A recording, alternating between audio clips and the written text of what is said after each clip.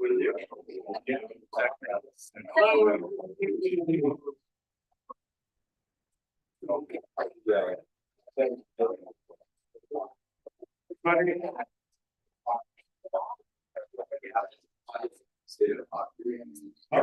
this meeting to order.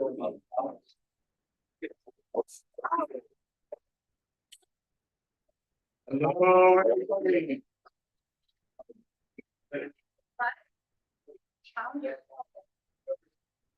All right, here we go. Let's bring this meeting to order. This is a meeting of the City of Harbor Springs, Michigan Planning Commission. Today is Thursday, June 5th, 2025. It's 5:30 p.m. local time. Jeff, did we have a roll call, please? Bill Walter.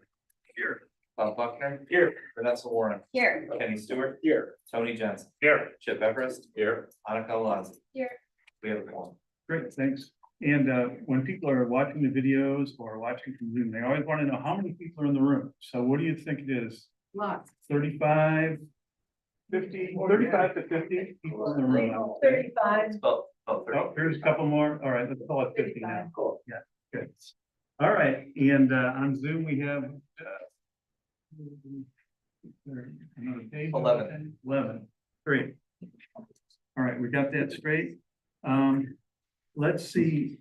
I want to also recognize our student representative again, Annika Alonso. He graduated on Sunday. Congratulations.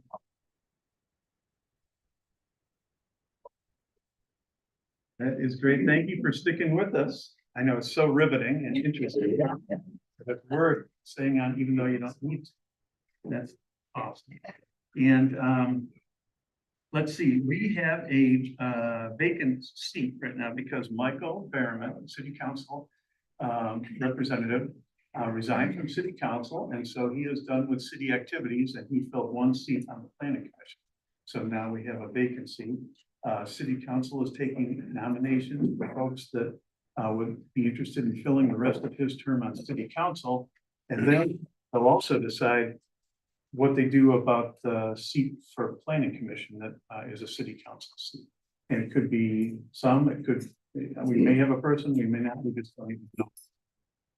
Last I heard, I think City Council is looking to meet in early July to take a look at the folks who have applied and see if they can agree on another member. And then downstream from that, we may find out what happens with the seat here. So that's what that's all about. And let's see, we don't have any minutes for this meeting. Is that correct, Jeff? So we can skip that. And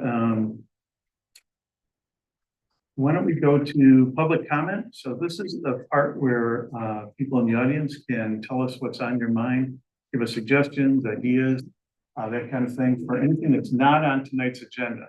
And so really what's on tonight's agenda is zoning districts. That's what we're going to focus on tonight. So if anybody has anything else that we should know.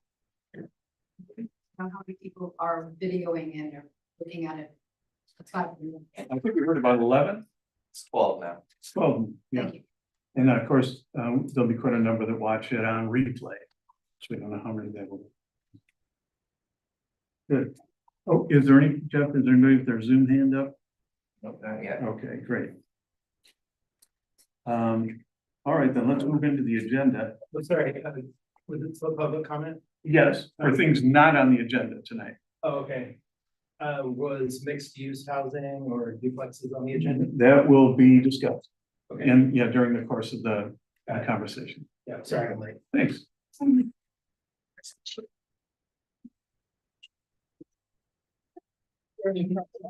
Okay, first thing on the agenda is to review the red lines of Article 10.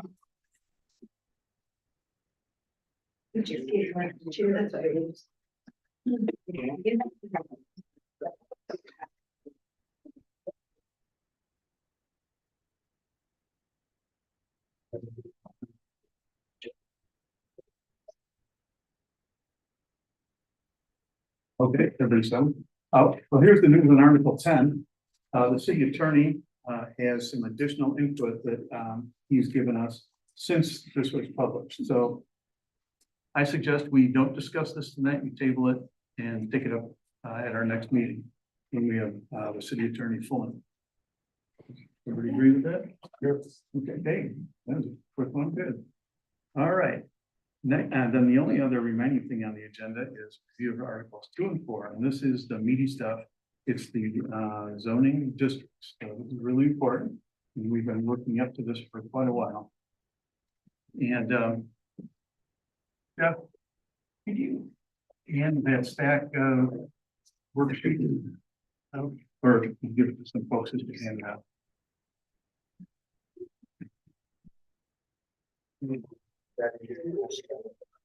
Yeah.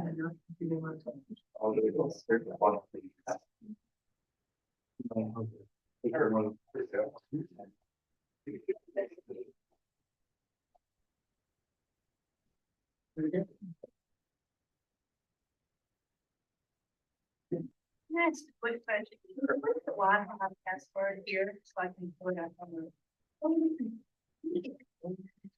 It's it's the address of City Hall. It's 160 Zoll Street with a capital C. But don't tell anybody what it is. Yeah. But don't spread that around.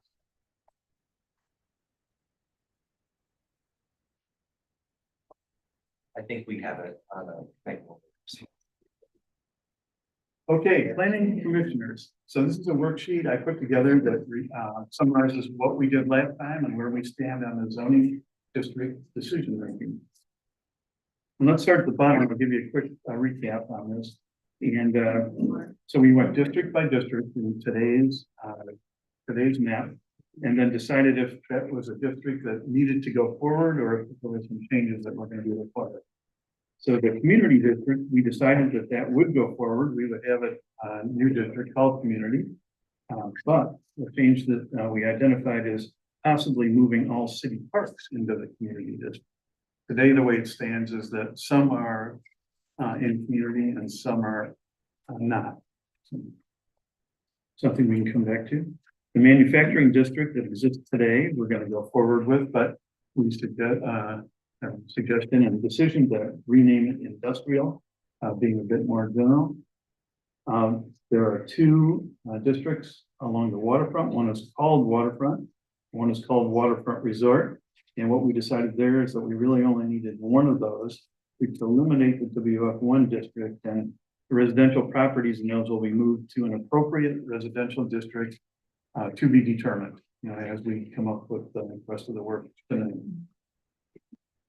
Residential office services up on Lake Street. We're going to explore whether this district is really needed or whether these properties could be covered by another general type business district, which could be the same one as above on this worksheet. And what we decided, B1 and B2, we decided we could combine these into a single new, single new business district. Was your mic on? Yes, it is. It is not, I'm not loud enough back there. Yeah. I don't think we can turn that up louder. So we just need people rights to. Is this any better or it's more It the? is better. Now we can hear back. Yeah, because people were coming here. Bill, did we decide we were going to combine that or we were thinking? Residential office? No, the B1, B2. What I took down is we came out of there thinking we could combine those into one district. But it's still wide open. We can do anything we want. I think there was still some thought about what that meant to certain of the homeowners there. So remember, this is our straw man. Nothing is locked in yet. We're just getting our assumptions on paper, and then we're going to review the whole thing and get all kinds of good input on that. Central Business District, we are going to continue with a central business district going forward. Transitional residential, this is one that was a conglomeration of both residential and the yacht clubs in there. We had a number of parking lots. It was just kind of a weird, it didn't hang together. So we thought we could take a different approach, put the residential properties into some residential district to be determined, and put the parking lots and miscellaneous stuff into other districts. So And the mobile home park, we decided we'll go forward as a mobile home park district. So, with those assumptions, it looked like we were reducing the number of zoning districts by 3. And possibly 4 if the ROS, residential office service, if we determine that that could be served by another one. But like Chip says, we decided we need 2 other business districts plus the central business district below the bluff, then we wouldn't lose one there. Okay, so that's where we stopped. And there's 2 categories left. And they're mostly the residential focus now. So we have residential, multiple, and these are apartments mostly. And Jeff will read for us where those are. And then our single family and other residential lumped into the first category there. So that's our goal tonight, is to decide what our straw man is and our approach going forward on that. Sound good? Okay, great. Let's see. Oh, I should get something out of the way here. So is Alex Fisher here? Or is Alex Fisher online? Somebody named Alex Fisher? No. So someone named Alex Fisher posted something on Nextdoor, that horrible site. And so I gotta read it to you because it's dumb. But it's better to get it out in the open. I'm afraid maybe that's why some people are here tonight. Attention Harbor Springs residents, your voice is needed. Your voice is needed at the Planning Commission meeting this Thursday, June 5th. Critical decisions about zoning districts are on the agenda. That much is true. Grand Rapids developer Rob Cummings is pushing the Planning Commission to eliminate the agricultural zoning district, AG, which we don't have one of those, in order to develop the Bluff Gardens 10-acre plot into a high-density, large-scale luxury housing development. First of all, has anybody on the Planning Commission been pressured or been approached? No, Never. never. Anyone talk to him? No. I have. I've not been pressured. Nobody's ever talked to him? Yeah, yeah. I have talked with him. He introduced himself to me. You coming? Is he here tonight? Rob, coming here tonight? Hi. Hello, Rob. How are you? Have you been pressuring any of us? I don't believe so. No. Yeah. All right. Have you met? Excuse me? Have you met? Have I met with any who? Other friends? I have met with Dan Stewart. Ken Stewart, the neighbor. And you left a card at my house, but I was gone. I thought I got the neighbor next door. Where's your home here? Excuse me? Where's your home here? I live in the farmhouse at 658 West Bluff Drive. So, Jeff, have we received a proposal or a request on this property No, with detail? No. no. So folks who are here looking for a fight on this, I'm sorry, maybe it's just not time to do that yet, so. Yes, ma'am. Can I ask you a Sure. question? I mean, what Can you say your name? and- I'm sorry. But I have 3 siblings within the city limits. Okay, What was driving this? I mean, that I understand, but the transitional living, are we talking about those apartments, the sort of low income up on Lake Street? Are we talking about moving those? we're not, no, Okay. Okay, so not talking about moving that transitional living or whatever. Okay. So does anybody know Alex Fisher? In the profile, he or she says a Pine Street resident. So nobody seems to know this person, never, so anyway. Yeah, it's believed that it's an alien or it's a fake name. And so somebody's spreading malicious rumors. And I thought the best thing to do would be to hit it head on. So when there are stupid social media posts, we're gonna read them. So we can get it all out there. Miranda. Okay. Just a quick statement that I think everybody should hear now, several, 3 or 4 planning commission meetings ago. You had shown that Bluff Gardens district up there, and the brown for that night is the key, and the brown was for available land. Or And- unimproved land. Well, it was brought up that that was, everybody in town knows that it was to be developed, and you claimed you knew nothing about it, and you literally said to me, Bill, well, Miranda, when you find out something, please let me know. But then Jeff Grimm jumped in and said, oh no, they're gonna develop it and they're gonna do it, roll it out in 2 phases. So to kind of, you did have information, you did say that, it's on the record, everybody heard it, Jeff. But to sit here and act like you're completely absolved, like you had no idea that a large 40 to 550 homes, perhaps a hotel, a pool, and all of that it is being proposed on some property that I think is closing or has closed this month. So it's, Yeah, Kenny, go ahead. Yeah. you seem to be giving the appearance to everybody here that you knew absolutely nothing about it. Let me clarify my involvement, because I mentioned a moment ago that I had met with Rob. I live at 30 Sand Drive, which is an adjoining piece of property to the Bluff Gardens property. And Rob reached out to, I believe, every member in my neighborhood with a business card in the front door. And I responded to him, and he and I met. He showed me some drawings that he had. He described some different scenarios that he had. And we met over coffee, and I took him to my backyard to show him the area. He did not ask me to do anything as a member of Planning Commission. He did not submit any materials to me that I needed to forward to Planning Commission. As far as I know, and Jeff confirmed it, there's been nothing official between Rob Cummings presenting anything official to the Planning Commission. So I think it's right for the others to say, I didn't know anything about it because there's nothing on record about it. But we did have this meeting and I wanted to let you know. And I also wanted to let this group know that when the point comes where we've got some key issues regarding the future development of these areas, if it's in the best interest for objectivity, because I'll abstain from voting and I'll leave the room if necessary. But I think it's fair to say that nothing is on record officially. I understand that. My point was, it was appearing to a lot of people that have not been here before, that it sounded as if you guys have never heard of this before, and Alex Fisher is your first information on this, where the entire town has known about this now for over a year.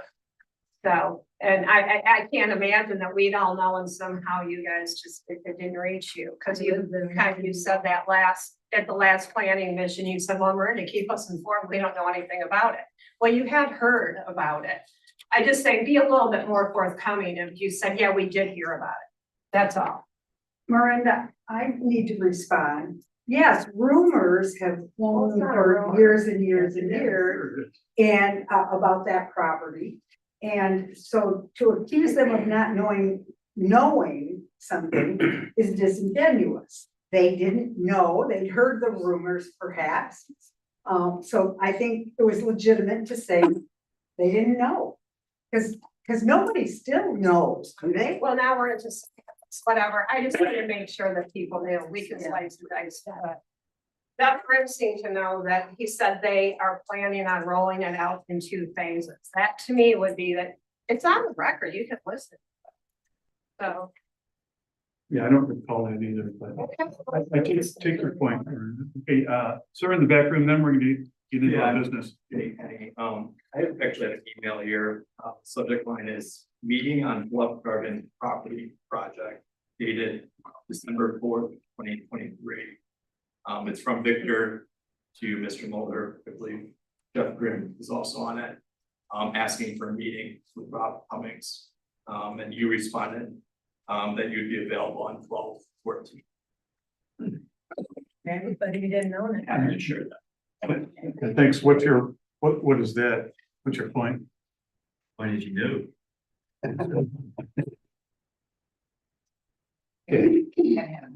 And Yeah, the only thing we can respond to is an official request or a proposal. So everything else is, hearsay, preliminary, rumor. So anyway, So that's out, so let's get down to business and get down to the zoning districts. All right. We learned at in our learning session about zoning districts, that the reason you would have a separate zoning district is for one of two reasons. One is because you're gonna have different uses. Two, you're gonna have different dimensions. And so that's what we need to keep in mind here. And I am going to make a suggestion and see how you like it in terms of moving things forward for tonight. So, well, let's look at the zoning code update goals. Jeff, can you scroll to that? Bear with me. I spun it so that we could review the map.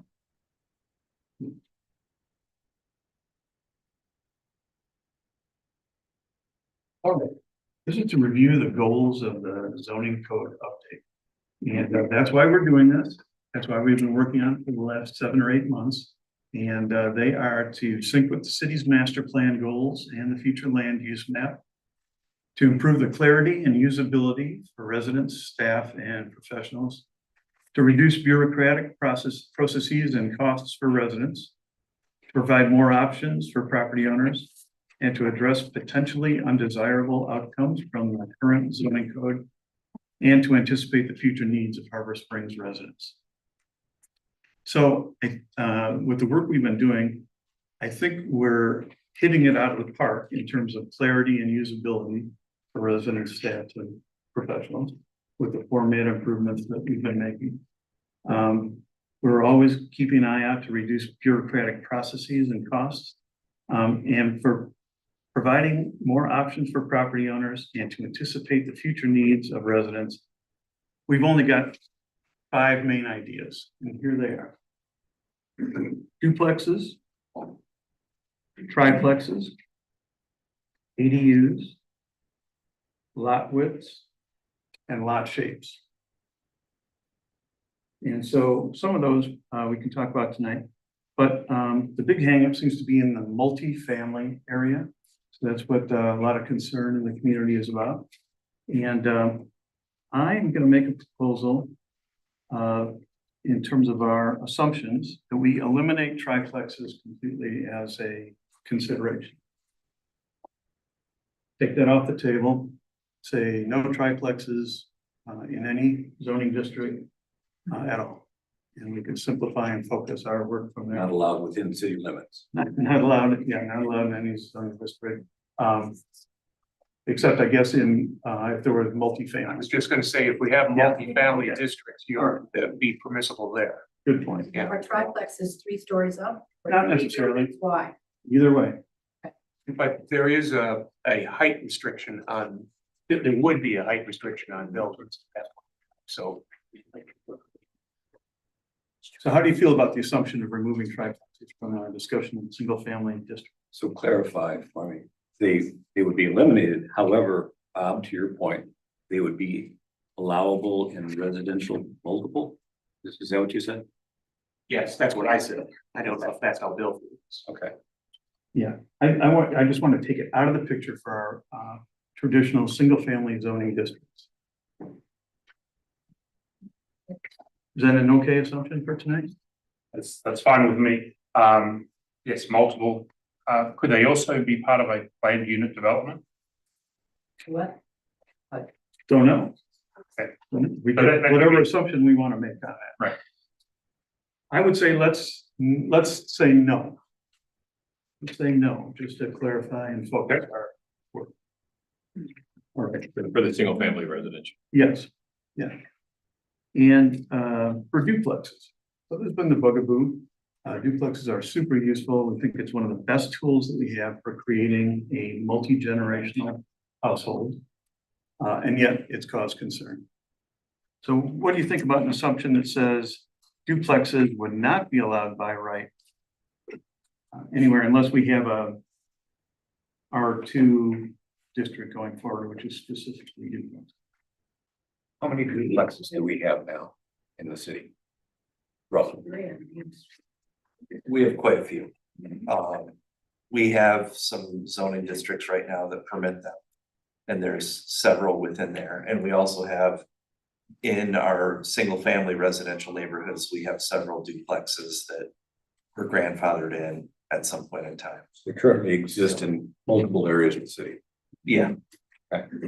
I would say that most of them are within the areas that are currently zoned for R2 for two.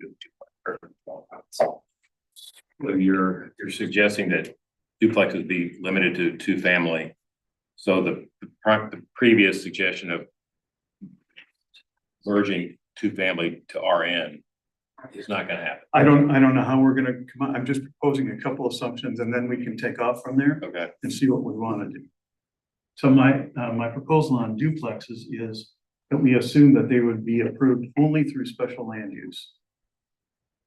So you're saying there would not be an R2? I haven't gone that far yet. Yeah, I mean, because it's obviously that, that's already happened. Oh, yeah. I mean, I live in a duplex. There are a number of duplexes. Why would it be in But I guess I would say in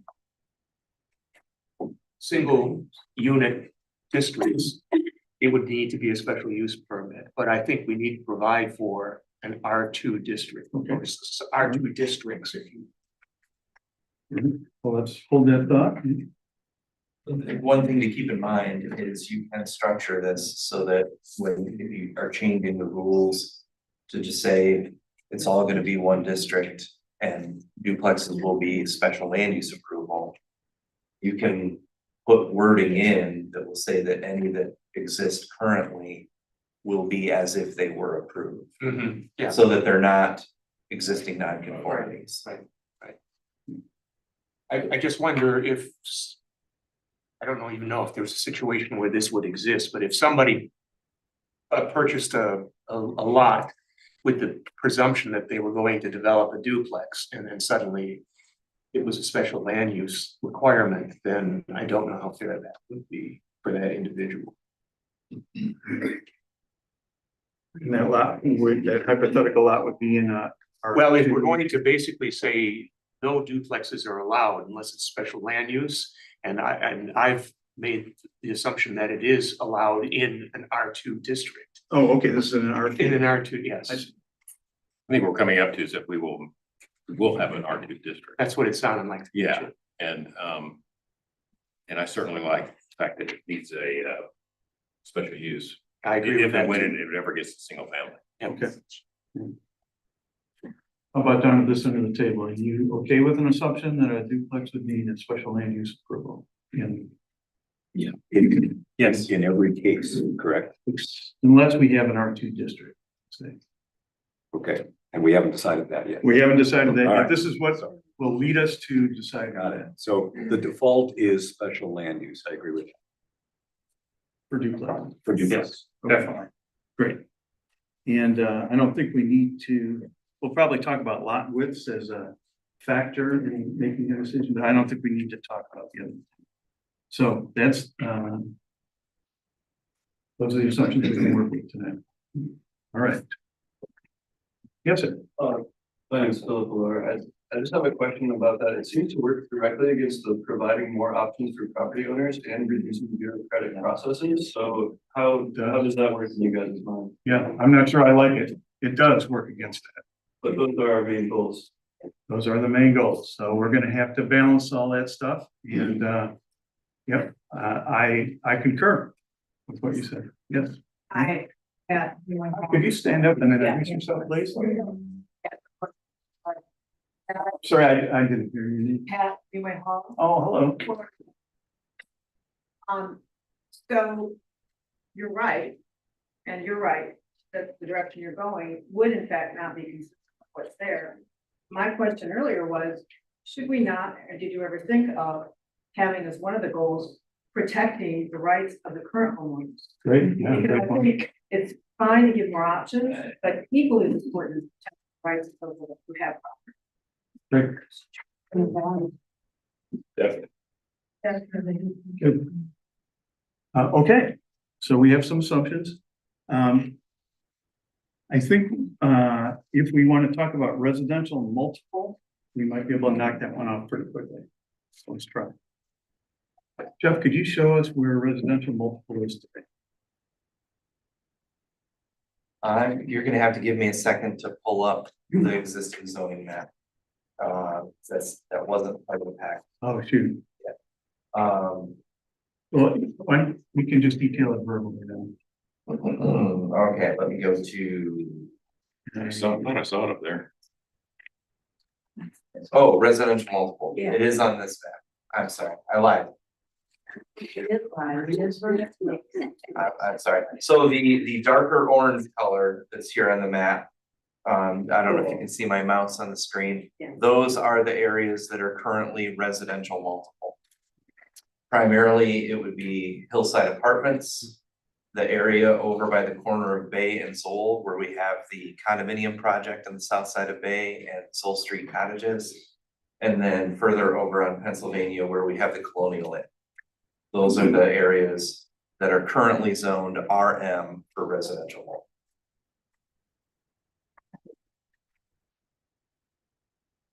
So the question is, do we feel like we need a district going forward with those kinds of uses in it? Yes. I think so, yeah. Definitely. Yeah, I mean, what else are we gonna do with Hillside, for instance, or? Yeah. Okay.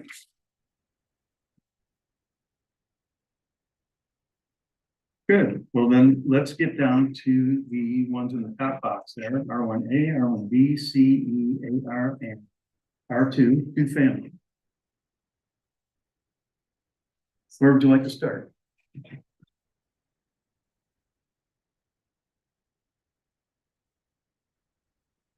Like I said before, last time, until we kind of, you know, if the goal is to merge and to have fewer districts, I don't think it's our right or our goal to merge and reduce the number of districts.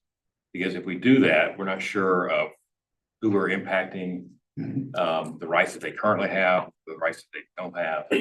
And I just think it's a little on the dangerous side to do that. So my suggestion is we would go to each one of these existing districts, talk about height restrictions, special land use by right. And then if they line up by chance, then we could merge the districts. But if they don't, then we don't need to reduce the number of districts. Okay. That would be my suggestion. Great.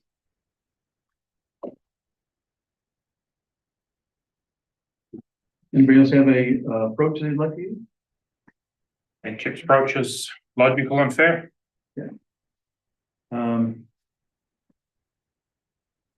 So R1A, B, C, and E have a lot of similarities in terms of the uses. Are they perfectly similar? No. Okay. Mostly dimensional differences. Right. Well, we should probably talk about each one then. Great, let's do it. Chip, can you change the microphone? Oh, sorry. We should probably just talk about each one. Is it on? Oh, we got to turn it on. We should talk about each one.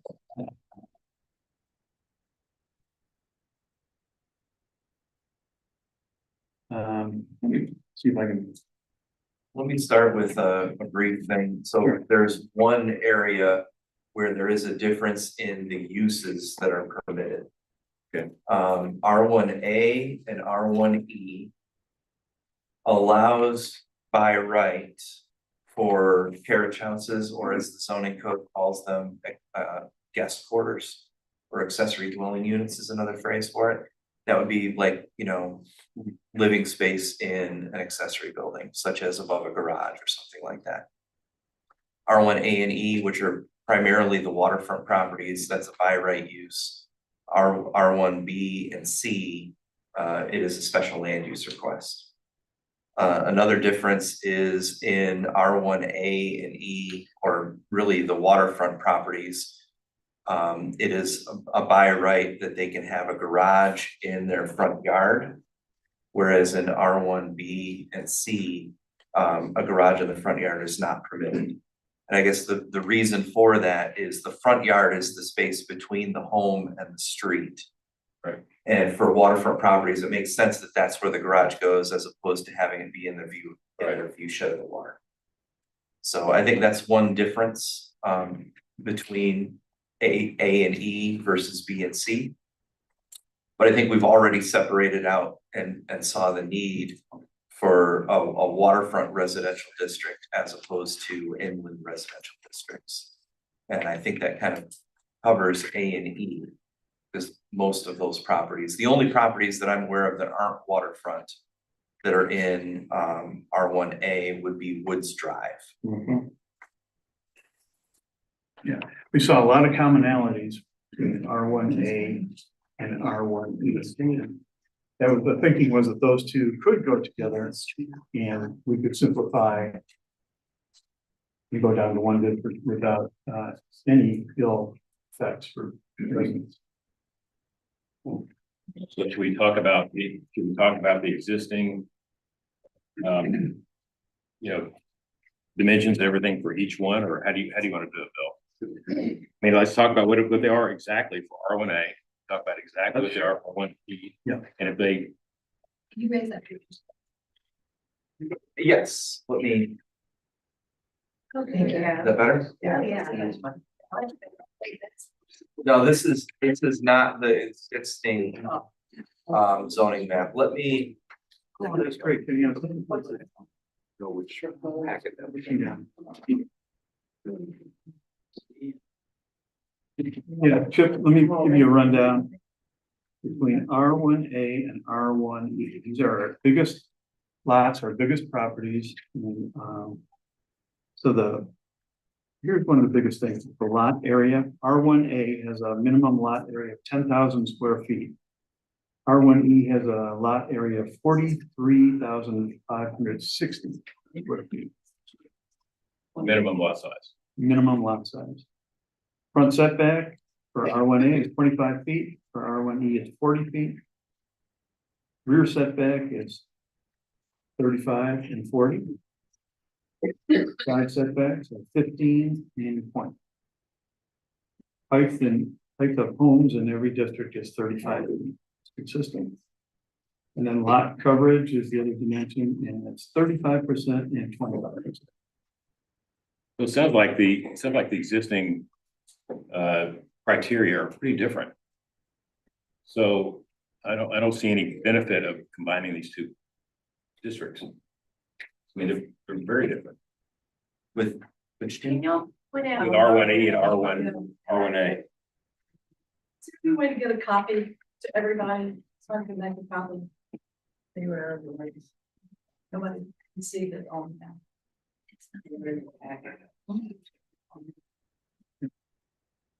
So I've pulled up a page from the existing zoning code.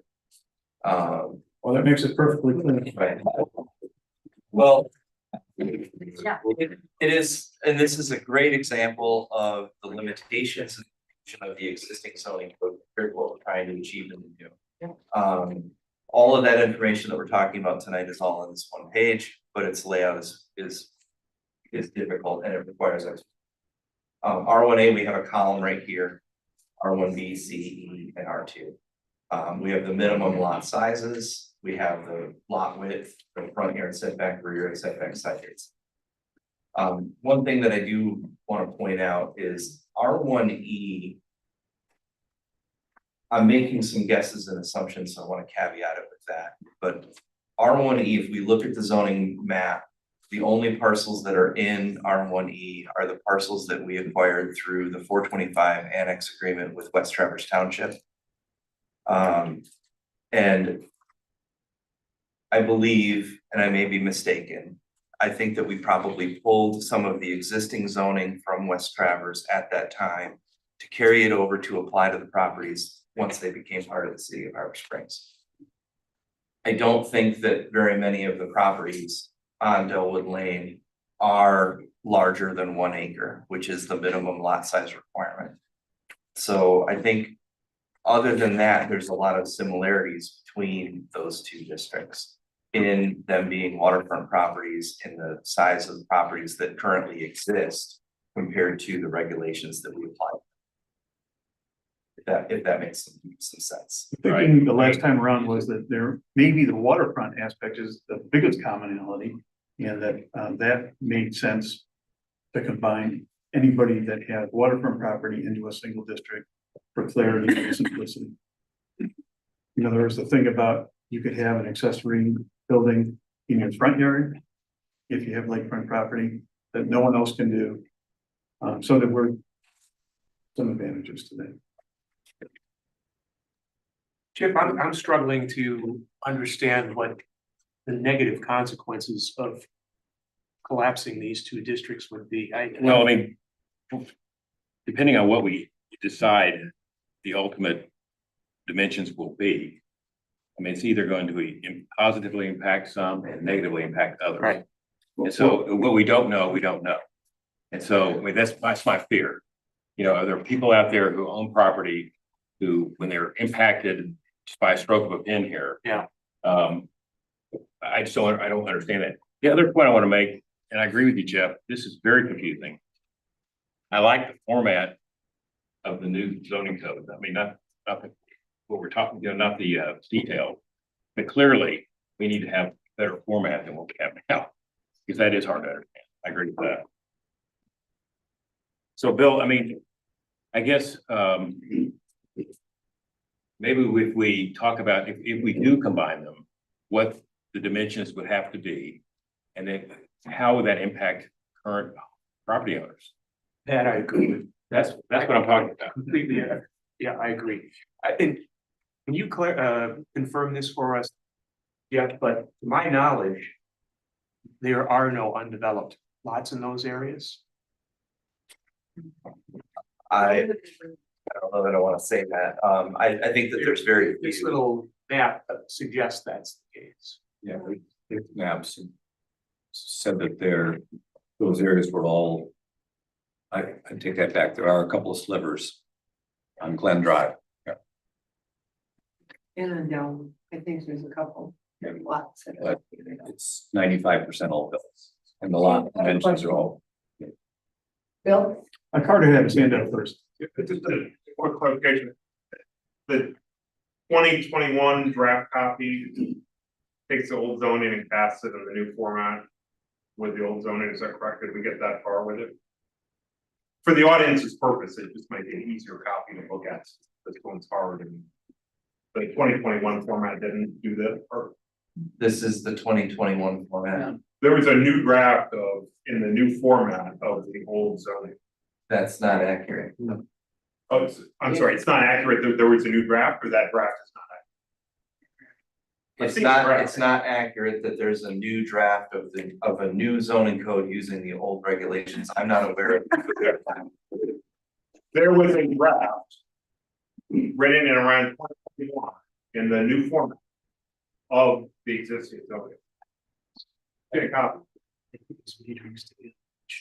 We've shared. Yeah, Carter. I'm just saying that might be a copy that people Easier to understand. may have an easier time understanding. It doesn't help tonight per se, but Right. it's an easier copy perhaps to understand. So, yeah. Yeah. We have one meeting here. Okay, we got, sorry, you're not allowed to talk. Yeah, just to go back to Chip's earlier point and Bob's earlier point, I think. R1E, there's only one R1E area in town, correct? And that's essentially the end of Glen Drive and the end of Bellwood. And R1A is quite a large area. And there are a few of those in addition to the Glen Drive area of town. And they're pretty much all built, or I should say, all the lot lines are defined currently. And so I kind of come down on the side of Chip to say, what's the advantage of trying to force those two into one? I don't know what that advantage would be, given that the dimensions have already been laid out and made, and people live on 90% of it. And you know, I don't see the need to reduce down to one as being an advantage if they're truly different dimensional pieces of property. That's it, Vinny. Yes, sir, in the back. Seth Pierpont, are you making an assumption that somebody owns an acre? They couldn't tear down the small house on that acre and put in 4 new houses? Because R1A is 10,000 square. So they could put 4 houses on that acre. They're just gonna have to tear down their existing house. So I'm not sure this is a valid assumption. I don't believe we made that assumption. Well, you're saying that the property is already has a house on it, therefore it can't be developed. I don't think that's. Okay, I don't think we meant to say that. No. Yeah, I don't think we meant to say No, that. that's not what I meant to say. I meant Yeah. to say that the lot lines and dimensions of the property, the dirt, is already laid out. And my opinion of one is I don't see the advantage to try to force those 2 districts together if they've already been laid out to different dimensional tolerances.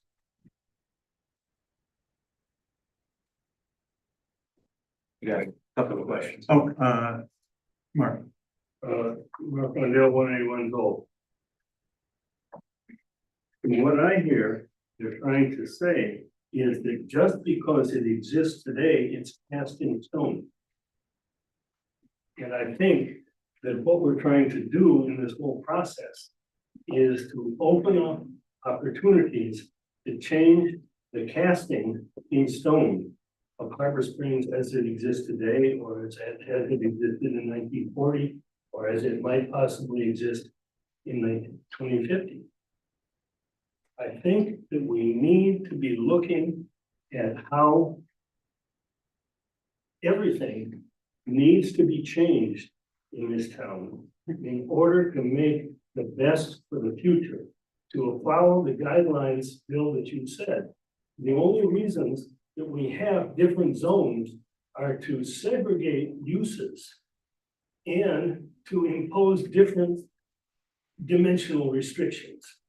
And dimensional restrictions, I don't understand at all. And segregating uses is being proven day to day to be an invalid concept. Thank you. okay. Then Dawson? Yeah, Dawson Moore with Travers.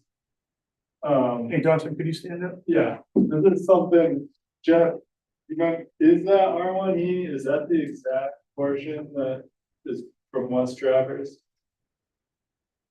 I'm pretty certain. Isn't, that's technically like a lease, right? It's called a 425 agreement. Is there is it, even if it's a slight chance, is there a chance that would ever occur or not? I thought it was coming up in like 136.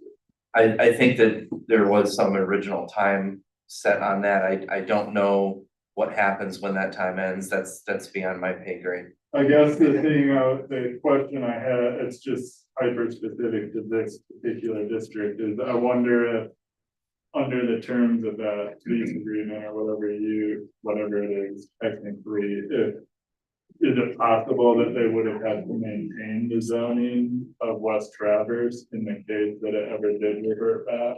As to not cause some kind of confusion or problems with zoning if it reverted ever?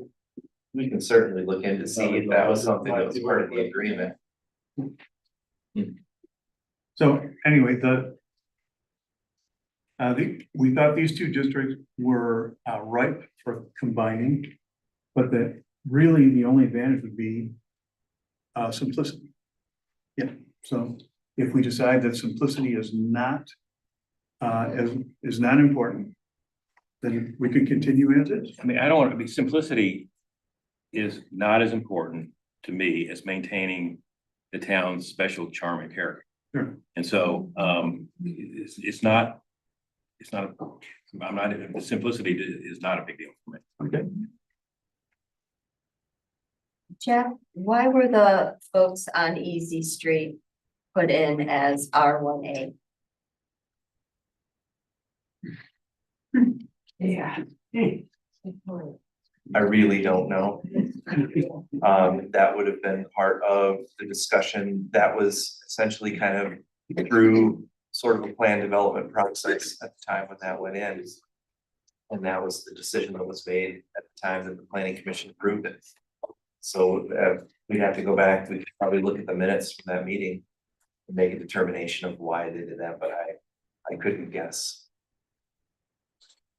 Cause those folks are just kind of sticking out there. They're Yeah. not waterfront, they have the Yeah. smallest lots of the R1As. And it may have just been that that's what the applicant requested. That's how they felt the size of the lots they wanted to put in and. It, you know, could have been their request as opposed to something that the planning commission felt was a necessity to put in place. So, okay, well, let's put a stake in the ground on this one. What's your preference, planning commission members? Combine those two, keep them separate. Keep them separate. I would combine. I would lean towards keeping those two separate. Separate. Separate. Okay. So our straw man assumption is we'll keep those separate. Good, thanks.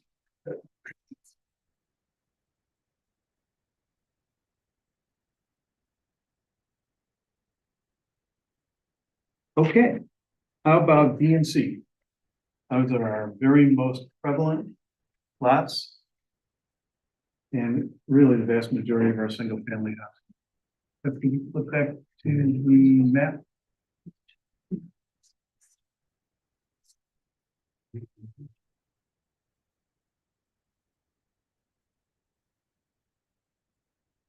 Right.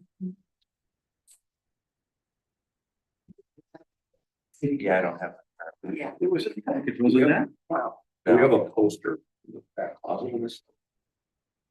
Poster, no. Not Yeah. big. If you give me 2 minutes, I can go get a PDF and put it on the Or computer. could you go to the city website, the zoning code? You're testing me. I can. Yes. We're gonna take a technology break here for a second. I think it'd be easier if I just grab it on the PDF. Well, You have a couple raised hands on this. while he's doing that, Do we? Vanessa raised a point about why is Easy Street, or actually a portion of Easy Street, R1A, does that need to be that way? I don't know. That is something that we should put on Anything's on the table. our list to look at. That's a good question, Kenny, and my thought is that ultimately, all of these neighborhoods should be vetted against what we're saying the geographic specifications for the lot size and all, to make sure that it makes sense. I mean, that's a really good point. I'd call that an open item for Yeah, us to look at. absolutely. Great. But then that starts driving what the other lots can be in those areas. Those are big lots. Yeah. So if it goes into others, then it starts driving the rest of the Rs. Right, but I think the point that you made is if it doesn't make sense, we need to Right. rethink about it.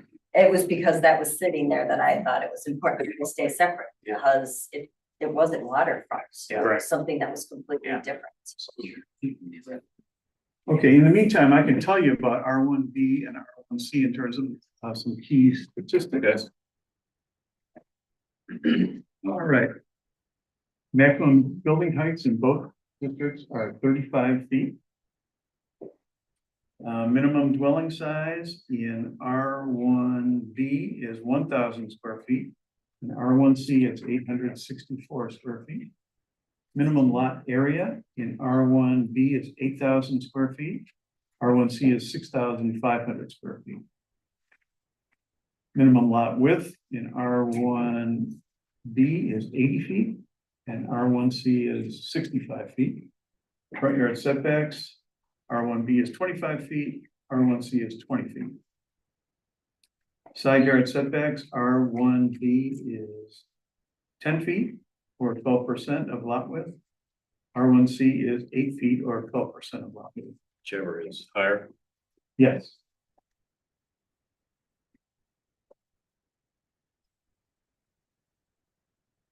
Bill, sorry, area for R1B.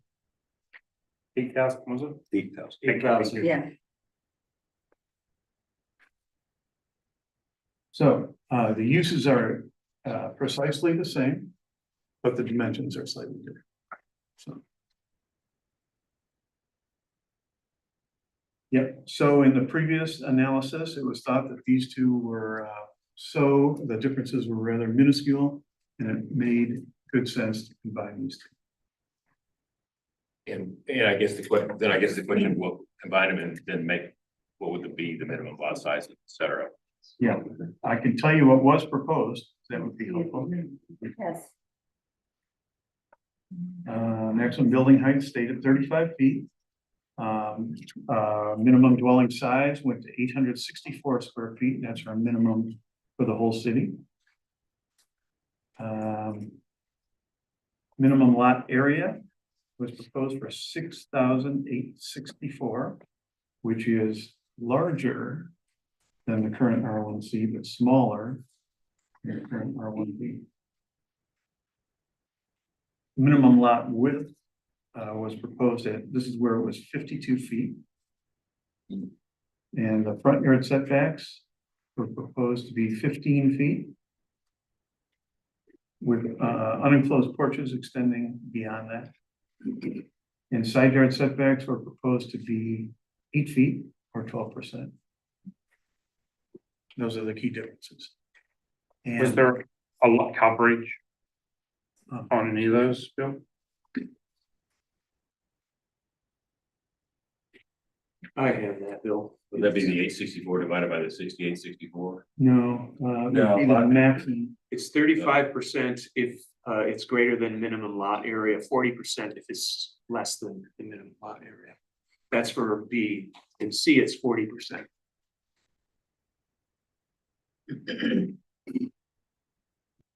So very similar. The depth on these lots, the implied depth on these lots is 100 feet on both of them. Right, 80 times 100 is 800, 8,065 times 100 is 6,500. So very similar. Mm.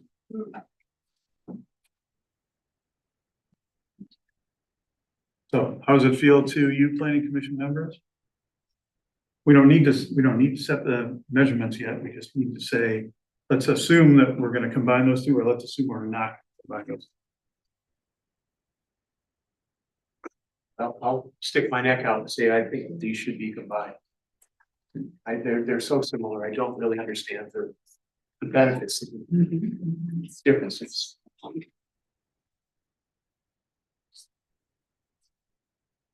Other thoughts? Are they on the map? It's hard to can't see. Yeah. The line, R1C is the kind of the pink purplish lighter color here. R1B is the darker purple color. So primarily, the only R1Bs would be properties between, let's say, Summit and the Bluff. R1C would be everything that's north of Summit or Pine or along Main Street or 3rd Street below the Bluff, or 3rd, 4th, and 2nd Street below the Bluff on the west side. So by far our biggest zoning districts and the biggest number of lots, in fact. I just noticed we have a hand up on Zoom from Maureen Kenny. Maureen, you want to go off mute? Yeah, hi, Maureen Kenny, 134 West Bay Street. Back to what Carter was saying, I think it would help a lot of confusion, audience. The December 1st, 2022 PC meeting, if somebody could pull that up, you all had put time in to make the zoning codes, not what Jeff had pulled up with all the didactic narrative, but you literally put that all in the charts that people could follow, much similar because it's in the new format, which is easy to read. So if folks, especially on the planning commission, are trying to compare these, if you can pull those charts up, it's point blank. It's very clear for people to understand the merging of these different sections. Thanks. Okay.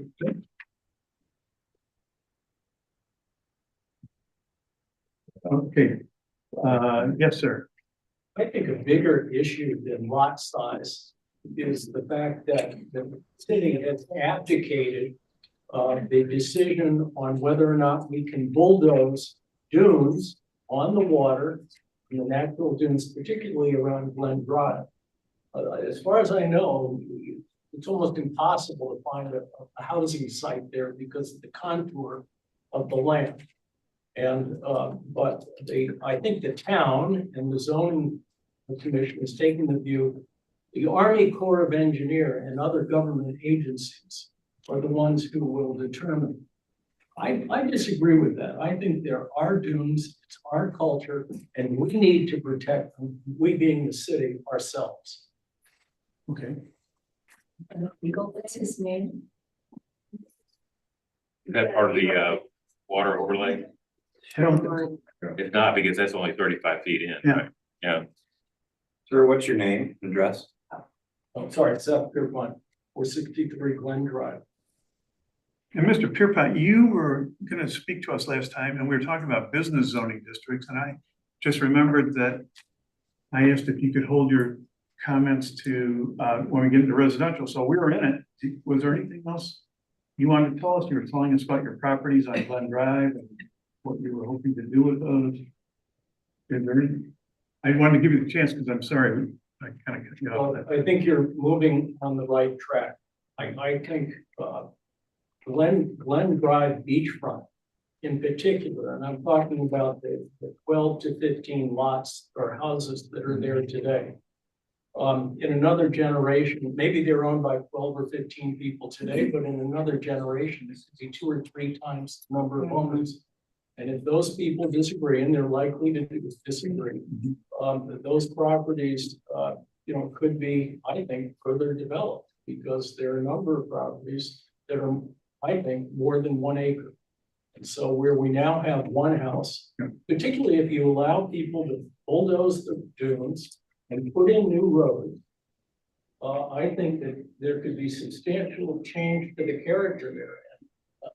I disagree with this gentleman over here. I think the town has a responsibility, as Pat Hemingway Hall said, to protect neighbors. When we have a neighborhood, we live in it, we pay taxes, we deserve, to keep that neighborhood as is. As is. As is. So I would like to see, particularly the beachfront, Glen Drive, almost have a special zoning or the R1E, so you can't have more subdivision. But it's more important than that. You can't put in roads, you can't bulldoze the dunes. Right. Okay, So that doesn't fall under the Army Corps, it's just the city has deferred it to them. Correct. Oh, That's that's my big, understanding. big time. We don't have rules. okay, we better get some more info on this, because I've never even heard the word dunes in our zoning code. I have not heard it in. No, it's not in, that's the point. It's not in this, I don't think it's in the zoning code nor the city code, Okay. but I'm saying it should be. Because this is what is Harbor Springs about? It's about recreation, recovery, relaxation. And when you're coming towards this harbor, you see this beautiful Glen Drive beach, pretty much unspoiled, with really nice big and small houses there. And it kind of sends a signal about what the town stands for. It ends up looking like Traverse City Beach. Yeah. It's going to send a very different signal, and I think it will impact tourism. And it will certainly impact the In Florida, you're not allowed to go onto the dunes. The Department of Environmental Protection prohibits that. Is that not something that should be looked into here? No. If the water levels low, you'll have a beach. If the water levels are high, it's different, Okay, and we know that. all right, that's a whole new topic. Control down there, I just have to throw in the whole Eagle thing, the control of the dunes by the state. We're personally dealing with some of that stuff north of here. And it's not easy to just go and build a house in the dune. They're really. You're saying it's restricted. not easy. No, it's not easy. It's really restricted. And I assume the city code could not override. But that's if you're right on the water. I mean, Seth is talking about clearing back if somebody, and it's been done on Glen Drive where somebody plants their dunes. Look, beautiful and dry. For sure. I don't think you can do that as easily anymore. That's. Yeah, that's the model, way. I guess what I'm saying is, I think combining R one, B and C is not a big issue. I think what is a big issue is whether you allow that Glen Drive, for me, whether you allow that Glen Drive R one, B to be bulldozed. Because it's the only way that you can get I lots. don't think we have R1P on. The big- north side. the north side. Okay, Oh, that's. R1, R1. it's R1. Aren't you? We're in R one B and R one, we own land in both of those. Okay, So you're not in. there's R1A on the water. And then R1A, without bulldozing those two. A. And that's the little, you have this sort of natural. Yeah. Yes. Dawson. I was just gonna offer that the West Travers zoning code actually has a pretty decent, could be a model to look toward for ideas, because they handle that with an overlay, the Alright. waterfront protection overlay. And it does address some things like that, and it might be a nice model to look at if you're interested in those ideas. All right, great. Bill, John Echoangeli is on Zoom and he's got his hand up. And we want to take some Yeah. comments from him, I think. We should have his mic open anyway. Yeah. So John Icoangeli is our planning consultant, contractor to the city. Mr. Chairman, can you hear me? Yes, John, go ahead. Yeah, I've got two things. First, on the dunes issue, based on the information from Eagle, there are no critical dunes in the city of Harbor Springs.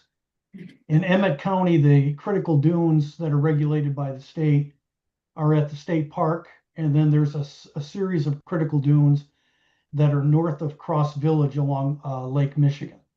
But there are no state designated dunes in the city of Harbor Springs. So I just wanted to give you that information.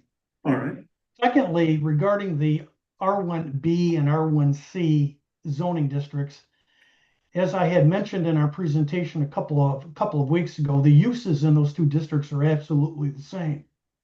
The only thing that's different are the lot dimensions, but if you were to zoom in closer into the map that Jeff has on the screen, and take a look at the R1C and the R1B districts, the lot sizes are really virtually the same, or you have larger lots in the R1C than you do in the R1B. So the rationale for consolidating those two zoning districts was based on taking a look at the smallest lot that we currently had in the city, which was identified in the Crandall subdivision, which was 52 feet wide by 132 feet deep. The dimensions, the square footage on that is actually greater than the lot size identified in the R1C district. So the idea was to use the current minimum lot size that is based on the historical development pattern and utilize that within both the R1B and R1C to have a standardized lot. So there are going to be lots that are bigger than 52 by or 52 by 132, but they would still be conforming, and the smallest lot would be based on what we currently have in the Crandall subdivision. But if you really take a close look at the lot dimensions or configurations in the R1B and the R1C, there's really no difference. In fact, like I said, some of the R1C lots are actually larger than the R1B lots are. So to some degree, it doesn't even make any sense. Okay, So that was my comment. got it. All right, planning commission, let's get back to our assumption. What's your pleasure? Should we combine R1B and R1C? Don't hold back. All right, combined. Fine, goodbye. Bye. Combine. Philosophically combined, but I do want to make sure that we get a lock on the proper dimensions of that combined. Definitely. Because I don't think we're there yet. No, no. Okay, Bill, yes, Karen Ockfield, curious on the ADUs on the B and C section, can you describe what's allowed or not allowed? I think that's still open. But at the moment, in the current zoning, Oh, in the current zoning, yeah, we call them guest quarters, and they are, They're only permitted through through special land use. on both B and C. Yes, yes, Thank you. so that's a comment. Wendy? Is there a tax rate difference between R1B and R1C? Here's our assessor. Zoning has absolutely nothing to do with your tax rate. So thinking this isn't gonna raise or lower people's taxes. The only thing that's going to raise and lower people's assessed values, and there's a difference between assessed value and taxable. Your taxable value is locked in and capped at the time that you purchase your property. And the only thing that's going to affect that is the cost of living increase that's set by the state of Michigan or new construction. Your assessed value is solely driven by the market value of your property. So it's a direct comparison between what the typical selling price is of homes in your neighborhood and the size of them. And so I guess anecdotally through, watering it down, if zoning changes and that increases property values or increases what people can sell it for, then that would increase property values. But it's not going to have an effect on their taxes, other than, of course, the same thing that has always happened. The tax rate is the same. Thanks, that was a great question. Okay, so we have an assumption here. Combining R1B and C, we're gonna keep R1A, we're gonna keep R1E. That leaves us with agricultural residential, and it leaves us with R2 to family. So can you show us R2 to family? Yeah. R2 is this kind of a brighter purple color. We have it in the corner of Main Street at Traverse. We have some R2 properties. We have R2 properties along where Judd Street meets 3rd in this area. And the south side of Main Street is R2. We have a small slivering of R2, which is the Limere Pines property. And we have one piece of property over here on West Lake that is R2. And what can you do on R2? R2 has similar zoning to the R1 districts. The only real difference is R2 allows for a duplex. By right. By right. So these are all the places that duplexes are allowed by right under today's zoning code. Okay. Don't you have one or two on State Street? Going up the hill? There may be some properties that are duplexes. There's particularly the one home on State between Lake and the Bluff that I believe has 3 units in it, but it's not zoned for multiple units. It's just those properties are essentially existing non-conformings. They've been here before we had the limitation. We think there could be up to 100 duplexes just scattered throughout the city in all kinds of neighborhoods, and sometimes it's a duplex, sometimes you have no idea. So yeah, they're in many places, but we do allow them today by right in those dark purple areas. So then the question is, should we have a district like that going forward, where duplexes are allowed by right? If we didn't, and I would be, excuse me, in just a general residential district with whatever rules we put on duplexes. So if a duplex was only approval or only allowable through special land use, that would be a change in the, what's allowed in that district. So I guess by definition would be a loss of property rights to those folks. Which, Yeah, I'd be in favor of just leaving it as an R2. I mean, it's already R2. Most of them are built out. I live in one of those districts. I don't see a big issue. And to take it away is a loss of property.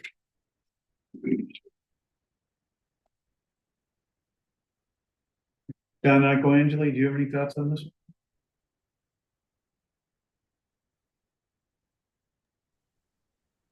Well, I think my thought was when we talked about this probably over a year ago was that you have duplexes that are scattered around town. I think that with appropriate standards that are applied, they could be allowed in your single family districts as a special land use, meeting certain design requirements that we had built into the code to ensure compatibility with the existing neighborhood in terms of architectural compatibility, bulk and height. So that was my, that was the recommendation that we had over a year ago, and I still think that's something that's legitimate today. You have duplexes that are in single family districts today. You certainly could take the R2 district and make it part of the RB, R1B and R1C, but then allow duplexes as a special land use that meet certain standards. And I still think that way everything would be compliant. The duplexes that are currently in single family districts would be compliant. And if anybody desired to turn a property into two family, then they would have to meet certain standards, go through a public hearing. And the folks within 300 feet would be notified of the application, and they have a right to come in and take a look at the plans and give their opinion on if they like the project or the proposal or not. So I don't look at it as a real negative, allowing duplexes in single family zones if you have a special land use and you have appropriate standards. And do you have any thoughts about, does it make sense to keep our R2 districts where people have the right, by right to build a duplex or to convert one today? Does it make sense to keep that as a separate district? He's saying no.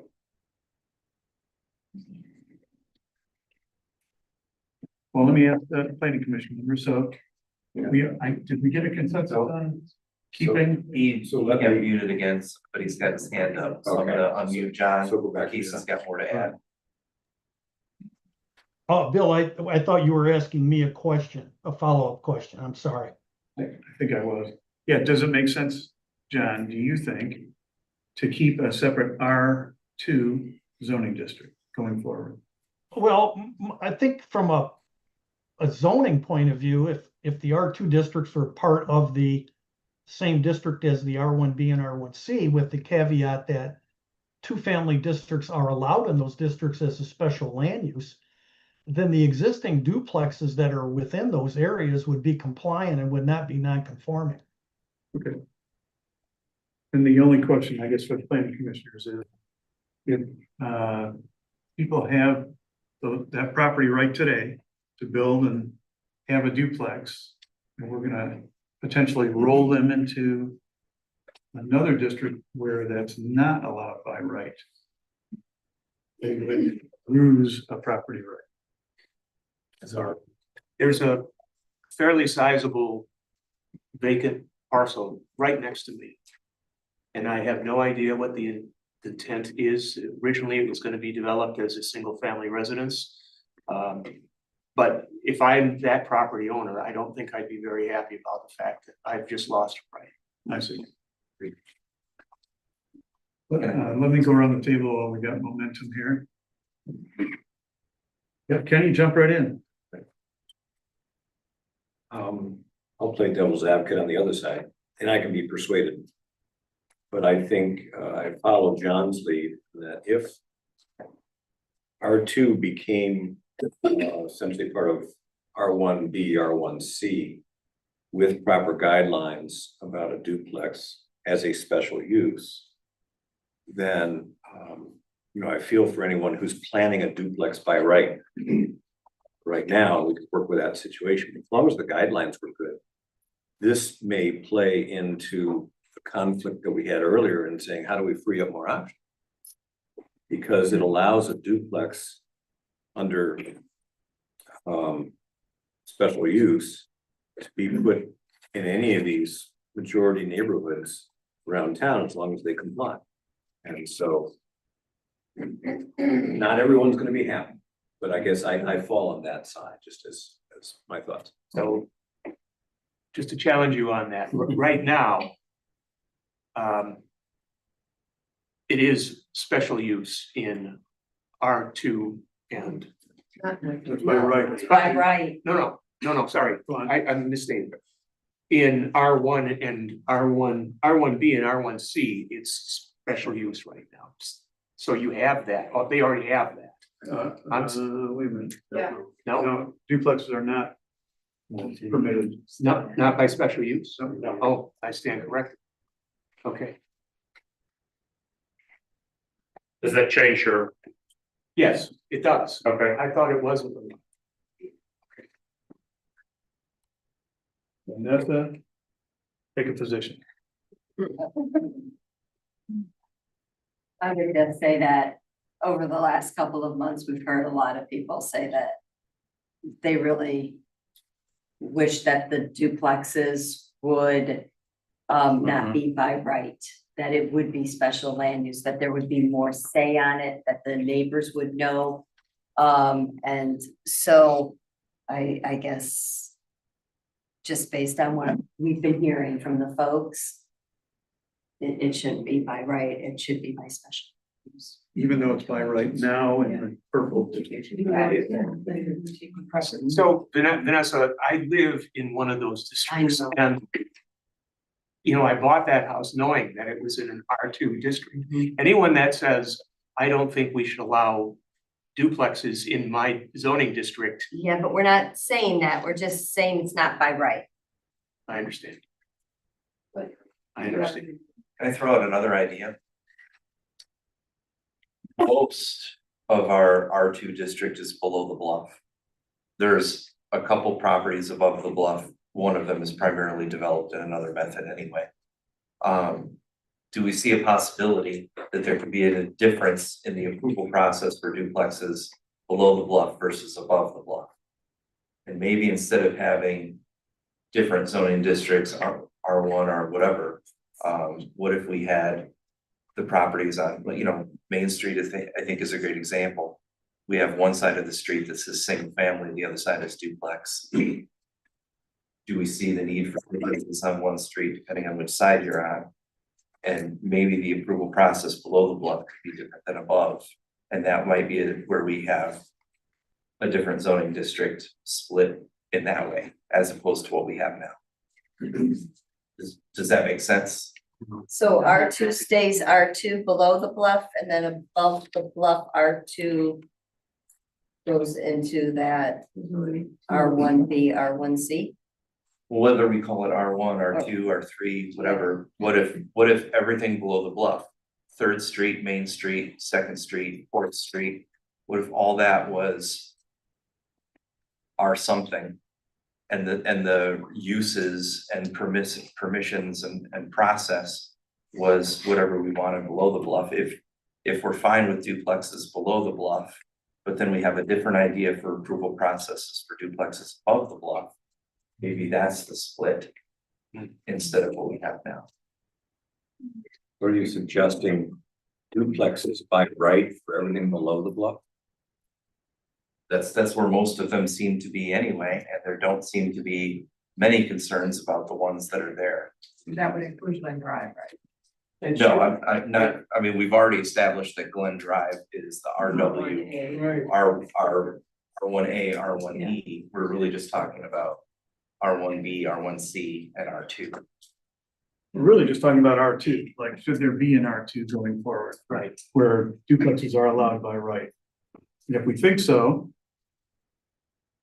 let's put it on the board and we'll go forward. If we don't think so, if we think, you know what, it makes sense just to roll those into whatever the most common residential one is, then let's say we're gonna combine those.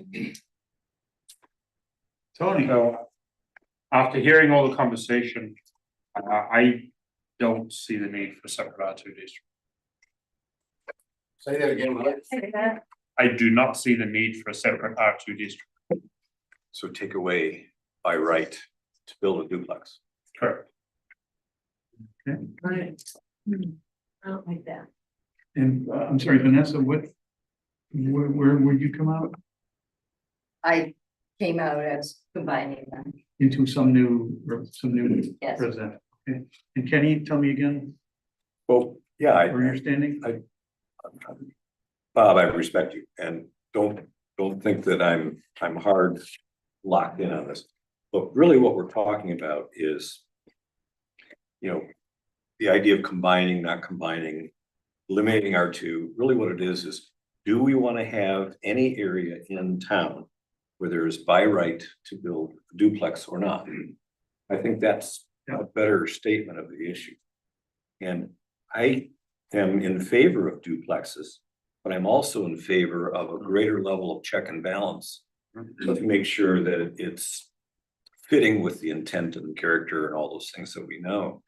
So I'm so in favor of duplexes that I'm willing to allow it to happen in a greater part of town, as long as the guidelines have been set properly. And so that's what's leading me to say, why have a separate by right area for R2?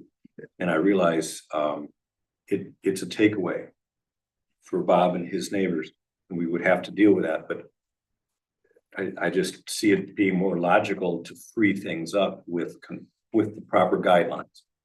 And Jeff, I appreciate your above and below the bluff. I'm not sure we can separate by right duplex on that issue, but it's just a worthy suggestion. Great. Chip, what do you think? This is the tough one. I'm kind of just thought I'd throw in, Ann Askew had a letter that was in our package. And she was proposing that we take the by right duplex away from the R2.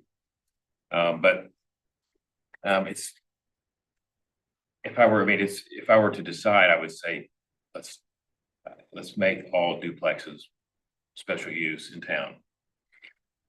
But I have this real problem taking people's rights away from them. So I don't know, actually. Sorry. In the middle? Yeah. There's a hand up button. Yes, there is. We're gonna get to Matt Joseph in a second. Bob, and you are coming down on the side of keeping? Yes, I don't see how what we're giving up if we do that. I really don't. Okay. Everybody's weighed in but me. I guess I would come down on the side of keeping on R2 district and keeping by right for those folks that have it. So we have 3.5 in favor of combining and 2.5 in favor of keeping. So let's go to some comments and let's see if people can change our minds. Let's go to Matt Gilseth. First of all. Yeah, so I'd like to know, first of all, R2 districts were probably established, I'm guessing before the 70s, when people were allowed to build with less zoning restrictions. It was probably a natural development in the city where people just naturally built out incrementally. And then after we got R1B and R1C, we essentially paralyzed the city from developing any more duplexes naturally. I think it'd be a huge negative removing R2, sending a signal, essentially, we don't want duplexes in the city. And there are plenty, you already admitted, there's plenty of duplexes already in R1B and R1C that naturally fit the environment because they look like normal single-family houses. So I think it's a huge negative pulling R2 away as a signal you don't want any duplexes in the city. I think it's bad that it's already going to special use, that you don't have a by right to at least convert your current house into a duplex without it looking like a duplex, because they're already doing that. So I don't know how you streamline the process to make it easy for people to have multi-generational housing. If special use is the way to go, great. But taking R2 away is, I think, farcical when you look at the history of the zoning and how those were probably developed long before we got what I call the sclerotic zoning code where we just basically locked everything in place since 1970. I've owned, like I said, I've owned duplexes before. Um, you could maybe have owner occupied, put some other restrictions if you want, but I don't get why everyone's so afraid of duplexes, especially when you look at the lot sizes above the bluff, where, I mean, we have essentially agrarian grass farmers with huge lots that could be filled up with more neighbors, more taxpayers, and more land value, all on the same sewer system and electrical grid. Thank you very much, Matt. Let's go to Ann's iPad.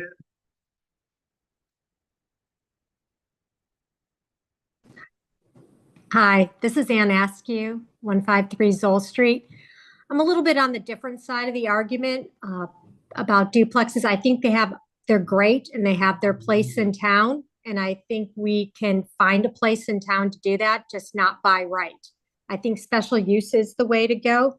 And you haven't lost a property right. You just have to take an extra step to get it approved. And like the gentleman before, to make sure that it is looking, fitting in the neighborhood, that it does maybe look more like a single family home for the single family neighborhoods. I do find it odd that if you look at the map that Jeff has up, that the south side of Main Street is duplexes, but the north side isn't. And that's kind of a very iconic area of our town that should remain quaint and charming. So if we are going to put a duplex in there, it should look like the other homes on the street. And right now, there's only one in that area on the south side, nothing on the north side. So why we've taken our Main Street and divided it in half to have two different looks, I never really quite understood. So really, I think that duplexes are great and we could make them fit in our town, but by having that special land use, you just have an extra say to make sure that they stay consistent with the look of our neighborhoods. Thank you. Hi, Chris Heiner, 618 East Lake. I also think we should preserve the right to build a duplex if you're already in R2.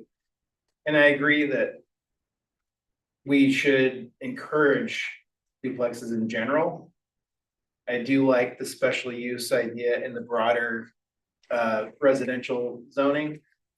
I do want to say that we own a duplex. It's in non-compliance. It's been there for over 100 years. It's been added on to over the years, but I am restricted in being able to do any more development there or put in a garage because I'm in non-compliance, even though it's been that way for a long time. My mother-in-law lives in one of the units. My kids go back and forth all day long. It works out really great for our family. Our lot is 300 feet deep. You look at this house, you would never guess that it's a duplex. It fits the neighborhood, and I would love to see more flexible housing like that, where we can have multi-generational. I'm not a developer. I don't have big ambitions. This is not going to be an Airbnb hotel. Just want to put in a garage, and it's pretty frustrating that I can't do that today. Yeah. So, but in general, I would like to see us preserve the rights of those that already have it. Those neighborhoods fit the fabric of the town just as well as any other. And I agree with the gentleman on Zoom. You can build a duplex that you can't tell if it's a single family or not. It can, I would like to see more, more thought put into, if you're going to develop a new house, it's got to fit the neighborhood. You have to think about the architecture of it. But to me, I think about the lot itself as a huge factor. Is the lot big enough to hold a big house or not? So I think that's a big part of it too. But I just wanted to say that, I appreciate the work that you guys are doing. If we do pass special use, even for the main residential, that would be a huge benefit to people like me that are in limbo, who have a multi-generational house. But in general, I would like to see more duplexes to help solve the, the overall housing shortage that we have. And I would like to see more options for young families and people that are starting out that want to buy their first properties or live with multi-generations. I'd love to see more of that and not just, put restrictions in place on that. So thank you. Thank you, Chris. I have a comment. Yeah. I just want to explore another facet of this. Okay. So, we're hearing a lot of conversation, and I agree with it, that a duplex can be made to look as though it fits the neighborhood and everyone likes the aesthetics and all that stuff. But if I'm in R2 and I'm a developer, by today's rules, can I make a duplex by right that doesn't fit the neighborhood? And I have right to do that now? Yeah. Okay, so I consider that to be a vulnerability in today's code. If I can make an ugly something by right, and everybody has their own ugly something in their mind, then we need to, at the very least, shore up some aesthetic requirements for R2 if it continues to exist. Yeah, there was some pretty tight wording in the repealed zoning code about the look and the size and everything of a duplex. And we'll revisit that when we get back into those. Is that Garen? Yes. Oh, thank you, Bill. Garen Goff again, Houston Road. I'm totally zoning in on that comment that you made. So to Kenny. speak. Zoning. And yes, so to speak. We definitely have to think about architectural fitting in, me, the preservation guy. But I don't think anyone's talking about the elephant in the room, and that is, if you're gonna flood the city with more duplexes, where's the parking? That's a problem. It's a problem now. Adding more duplexes by right isn't gonna be helpful. Okay. What are the running rules for these duplexes? I mean, you could have somebody going in and out every other weekend. TV, yeah, TV. Read from a 125 East Summit. I'm surprised how much support there is for duplexes and R1C and R1B. When the 429 was voted, the referendum was voted yes, meaning down. I was under the assumption that I wasn't the only person in the world that didn't want more density in the city, including duplexes even in the residential areas. But I'm not hearing that, so I find it very interesting. I don't know if that's because there's people just here that are more open-minded to it, or if we're just not hearing from a lot of people. I find it kind of, and this is probably the biggest hot, I thought this was gonna be the biggest hot tamale in the whole discussion. I think a lot of people had a sigh of relief, said no more triplexes, and that meant no more quads. And I guess, I think some people think, well, okay, maybe we have some hope not to have a lot of duplexes for density, because that was the fear, I thought, density. And I'm not hearing that, so I guess I only would caution you in your decision, because I have a lot of just people that are maybe majority here that just aren't speaking up. I don't know. Could be wrong. Just a thought. Okay, so Karen. Yeah. So the idea of speaking up for, after you buy a nice little, cottage in the middle of downtown and then somebody door with a duplex, and you're sort of like, oh, wow, it's terrible.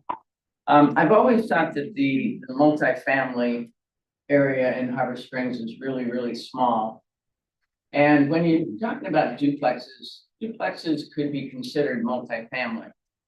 I've seen lots of duplexes eventually over the years become different apartments because of generational things with garages. And we haven't started talking about the ADUs yet. And when we're talking about an ADU, it's an 864 square foot footprint or 1,000. And then it's a 2-story, and so that becomes a 2,000 square foot home or a garage underneath, an apartment on the top. And so all of a sudden in your single family neighborhoods, you have a second home in your backyard. So there's lots of places for this density to grow. But I was thinking that maybe the duplex, if one of your goals is to simplify the zoning code, you could put the duplexes into multifamily. Thank you. Mark, Mark Rundell, 181 old. I think two things real quickly. One, I think that you guys among yourselves have come to the fundamental understanding that taking by right use and turning it into ancillary use or approved use involves a huge amount of loss of freedoms and rights. And so, you know, that is something that I guess you guys are all grappling with, and that's good. But secondly, it also violates one of your standards for these whole talk, and that is you're reducing the options for people.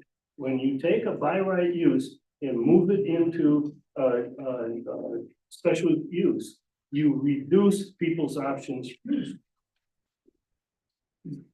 Bring it back. I just want to follow up on something you said earlier. You said you assume there's 100 duplexes in town. We believe there is about 100 duplexes. So Do you have a different number? I'm questioning why there isn't a more accurate number on that. So you're making such a large decision based on an assumption. Actually, I think the decision on the table doesn't have to do with the number of existing duplexes. I'm saying that you have all the data to make a decision. Doesn't sound like. I can tell you for certain there are a lot more than one. I mean, That's my point.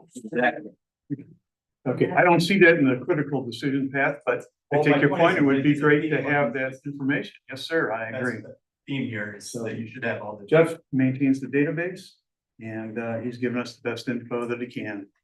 So we're gonna act on it. Miranda, I have just one quick observation that I made, and it kind of follows what Ray Romaine said in regards to that not the only people speaking out in favor that I have listened to all own duplexes. There is a commonality there.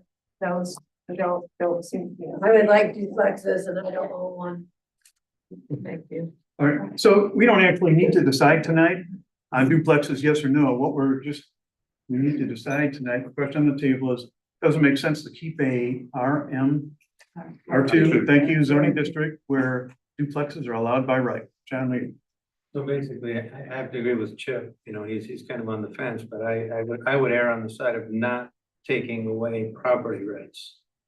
Because the only rationale that I've heard is a simplification, to eliminate one zone, which has a specific reason to be. Don't take away property rights. Thank you very much. Can I just get a clarification, Mr. Chair? Yeah. When we talk about 100 duplexes, is that 100 buildings or 50 buildings being?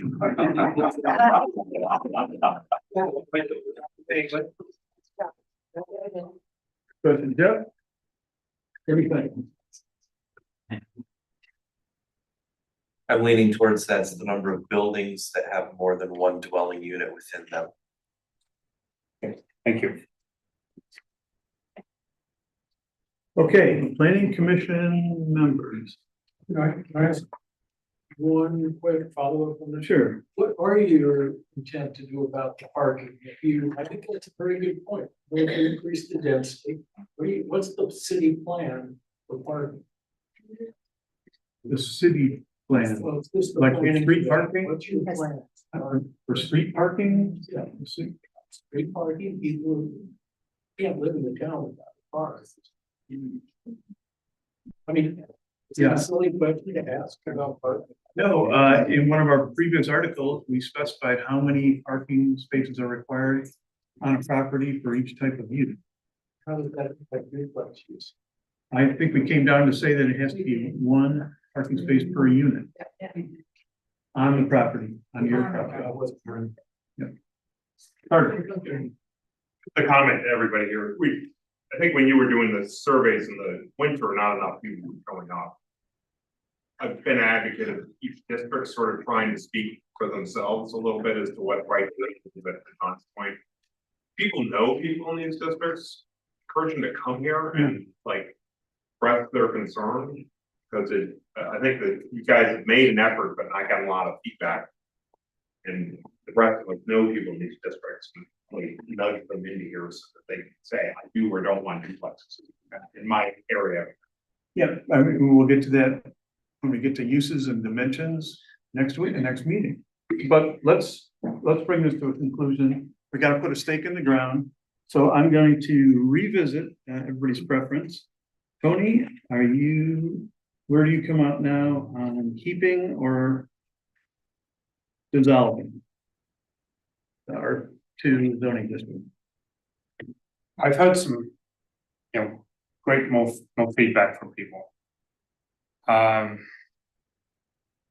think I'm wavering towards keeping R2 now. Because of the property rights issue. Okay. Ken? I'm leaning that way as well, but I haven't leaned over far enough. Okay. And I hate the idea of taking away rights. I really do. And I appreciate that argument. It's a strong argument. But I also appreciate the letter that we got from the woman commenting about the right to put in a duplex along the south side of Main Street as you enter town.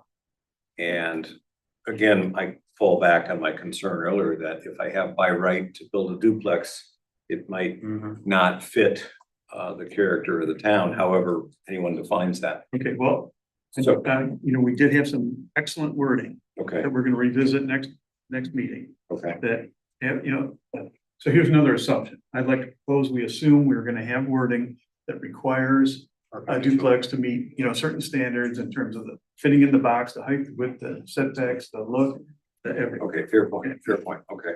So perhaps I can get everything that I was looking for if we've got constraints on aesthetics. We keep R2, so the by righters have their by right going forward. And if you guys say no to this, that's fine, but I would say by special land use, we free up the idea of a duplex following proper guidelines in the R1C and R1B.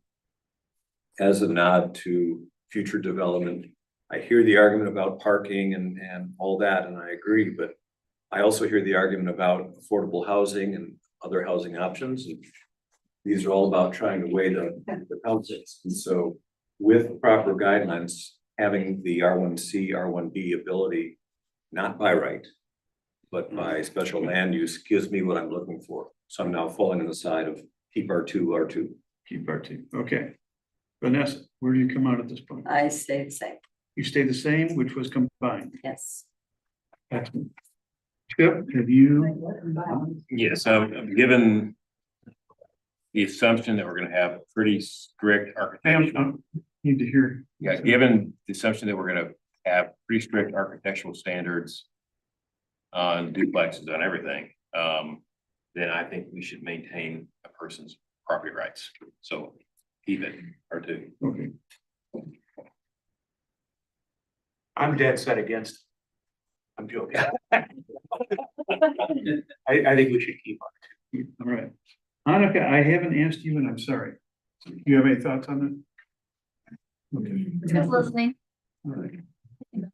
All right, so in terms of our straw man that we're building, it looks like oh, by the way, I'm in favor, I guess, of keeping as well. Okay, so for our straw man that we're building, we're gonna keep an R2 district or something like. Okay, good work. Which brings us to agricultural residential.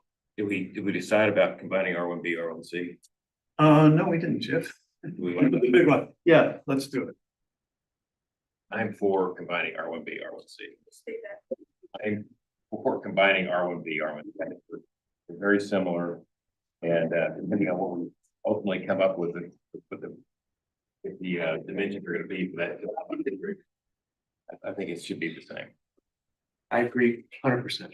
Combine R1B and C? Yes. Yes. Tony? Sorry. Yes, I'm for it. Under the assumption that we'll have a vigorous conversation on what those dimension will be. Great. Kenny? I have to revert to philosophy, and that is that, yes, we should philosophically combine them. But I'm concerned that we might be heading into a brick wall here with the dimensional definition. At this point, let's assume that we're going to see if there's a way to combine. Okay. Now I favor combining them as well. Annika, do you have a thought on this one? I favor with combining them. Okay. Great, so our straw man continues to build here and we're gonna combine R1 and BC, not R1 and RC. Great, now, There's a hand raised, Bill. Dawson. Yeah, I just thought it might be important to help you set expectations. I keep hearing talks on both sides and public and at the table about aesthetics. I was under the assumption, as far as I knew, zoning, you don't zone aesthetics. It might be something worth like having John clarify or something so that people's expectations are set now instead of down the line if they're thinking of making zone aesthetics. And if it is true that you're not able to do that. Yes, that is a philosophical discussion and we, in the repeal code, which we're assessing, if we want to keep those same principles, some of the same details or not, we did put in some requirements about aesthetics and it was painful to me to put those in there, but we did. So we're going to revisit those at our next meeting when we look at uses and dimensions and see if we still like what we did. And again, all this is just a placeholder and a straw man. Everything's still open, and if we sleep on it for 2 weeks and come back with a whole different idea, we can change anything. Mark? I would just like to interject a small historical perspective.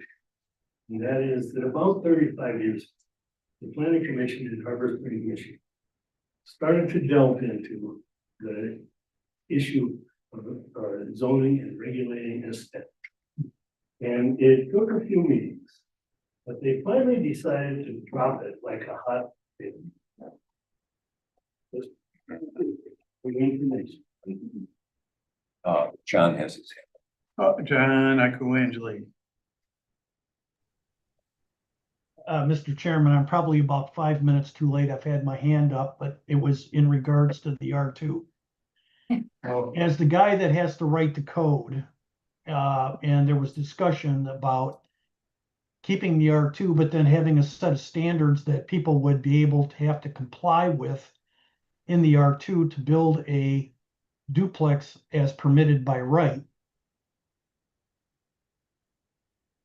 We can't have two different standards, one for people in the R2 to build architecturally and a set of different standards for people to build a duplex as a special use. My suggestion would be that we have a standard both for properties that are currently in the R2 and the same standard for anybody that wants to build a duplex as a special use in the R1B, R1C district. The way to manage that would be to get rid of the R2 zoning and create where the R2 zoning is an overlay that says the areas within these overlay districts or historically R2 areas, they can build an R2 using the standards, but they're permitted to do it by right. Okay, so that would achieve the same outcome. It would achieve the same outcome, but we would be having the same standards being applied. Yeah, makes sense. I was assuming we'd use the same standards anyway, but that's a great caution, John, that we should not have different standards. Because the only difference in the R2 district is that in the R2, you can have single family, just like you can in the R1C and R1B. The only difference is in the R2, you can have a 2-family as permitted by right.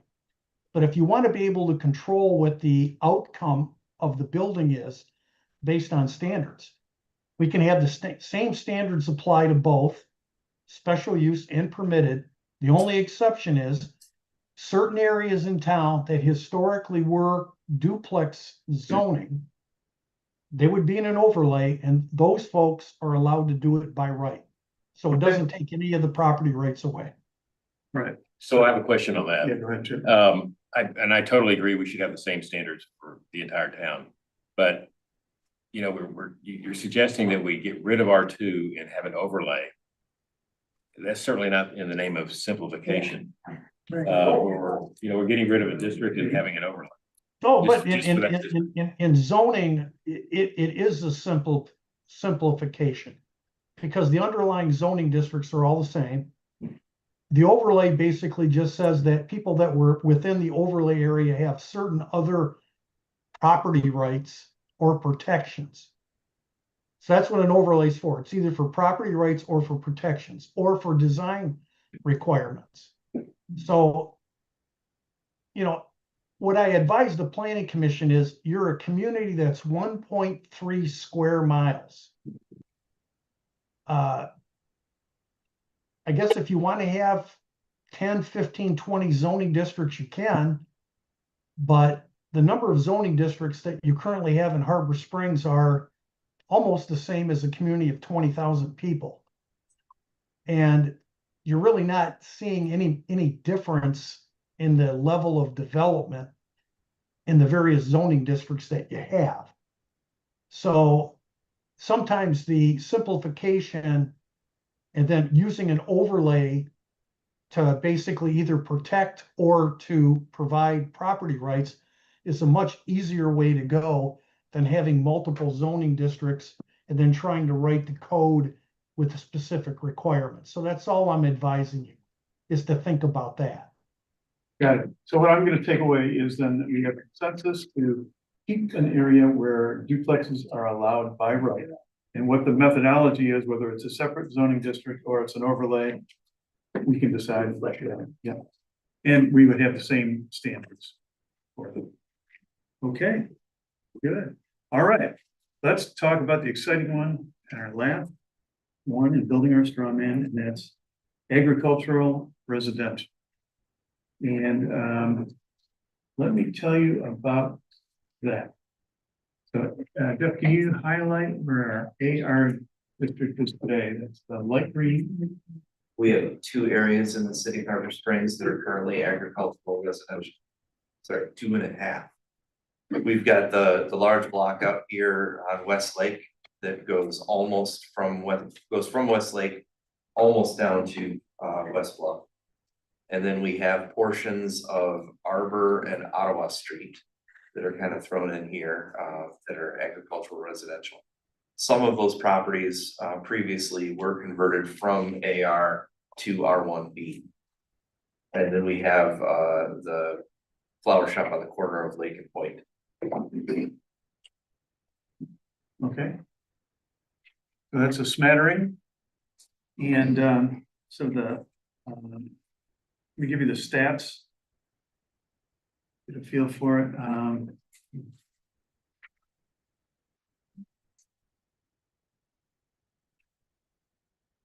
Maximum building height in AR is only 30 feet. So that's an interesting difference. Every other house in Harbor Springs can be 35 feet tall. And yet for some reason, maximum size here is 30. Minimum dwelling size is 1,000 square feet. Minimum lot area is 10,000 square feet. So just for comparison, that's the same as R1A. Minimum lot width is 100 feet. Front yard setbacks are 30. Side yard setback is 15 feet. And that's a fixed 15 feet. And those are the main stats. A lot like R1A. About the back. Yeah, it's a lot like R1A. Actually, if you read the AR section of the zoning code, it says refer to R1A for your setbacks. So I guess our question is, does this make sense to keep it as a separate zoning district with some parameters to it? Or does it make sense to call it something else? And then we have these three pieces. And the flower and nursery store doesn't make much sense to me to be AR. It's up in the ROS area, isn't it?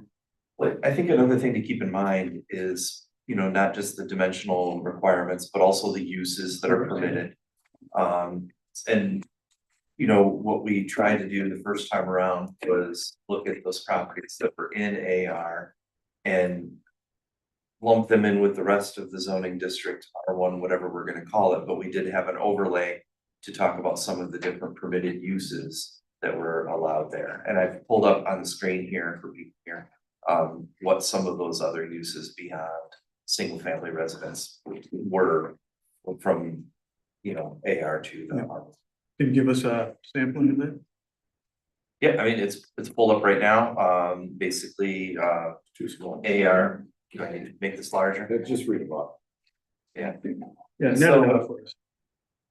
So, basically, the main difference is permitted uses of nursery. Nursery uses, general farming, orchards, greenhouses, farming. That's really, I think, the big difference between the two.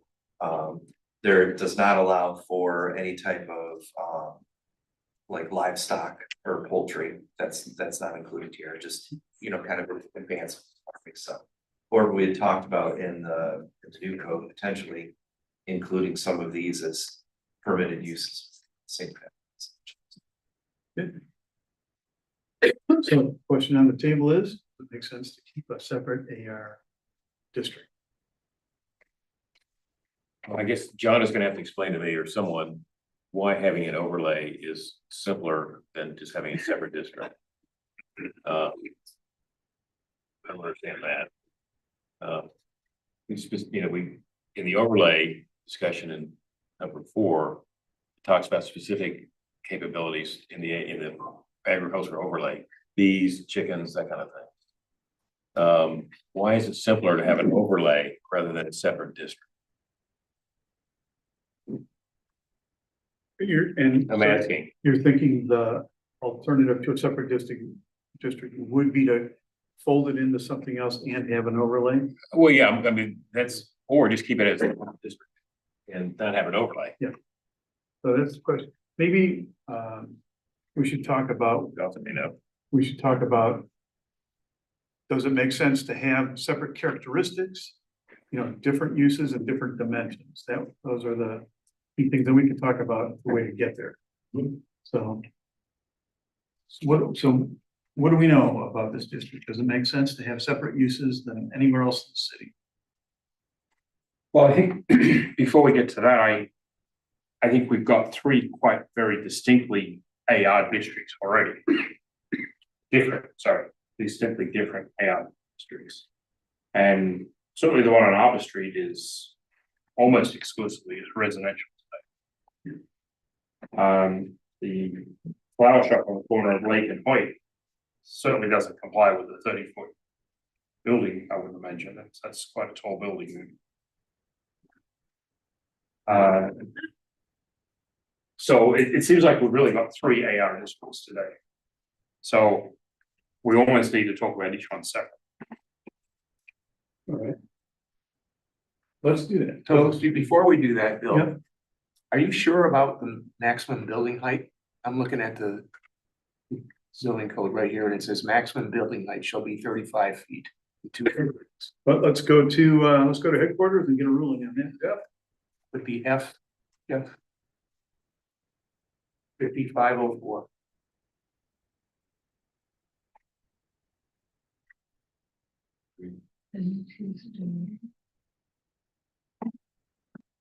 Where am I? Yeah, it looks like the AR district is maximum building height shall be 35 feet, 2 stories. Okay. 35 feet, Lisa. So Bill, one of the issues, if you go back to that picture of them. The Yeah. map. Yes, please. This is my property, right? There. So when I built my house, as you can see, between the the front and the side and even the back setbacks, there was quite a difference. But I think we ended up going with AR because 3/4 of our property was AR. And then the front was R1B. And I think that's, if we're gonna keep AR, properties that are halfway need to, yeah, I don't want that. Yeah, we- And I built the house, so it's. So we have to here's develop- another assumption is we're going to try our darndest to put every property into one zoning district and not have it straddle. That's some issue right there. We're gonna Yeah. try to Two do colors that. in the front. Gus, Yeah, I was thinking, one thing I've been looking into and might be worth considering if people truly are concerned about the farming rights, which I kind of am suspicious if that's what they really care about, but if you do care about the farming rights and you care about simplicity, I'm not an expert. I've looked into it fairly thoroughly. I think that state law and the Michigan Right to Farm Act would basically guarantee anyone that wants to farm in that area or any area really of Harbor Springs in general, pretty much anyone could farm if they want to, using the Right to Farm Act, as far as I know, and it might simplify. You know, it might appease people that are afraid of losing farming rights, might appease the people that don't want to have an overlay too, just something worth looking into. excellent. Yes, ma'am. So 684 West Bluff Drive, right next to, I'm in that AR district. And yes, we very much want to preserve our farming rights. So I think there are quite a few of us there. We're actively rebuilding our orchard. So there are plenty of us that would like to maintain those. And it's not as simple as saying we have those rights within Michigan law, because we also have to follow GAMS. And if you're not following GAMS, then we don't have those setbacks that are currently, those are basically the general agricultural and management principles required with the guidelines for Michigan farming. Okay, cool. right, which is what we follow here in this state. And once you take those setbacks away from us that are already allowed within the agricultural residential district, we will no longer be in compliance with GAMS. So those setbacks are extremely important in the AR district for those of us that do currently farm and actively do. And he's better at it than I am on this one. My husband, he lives with me, so.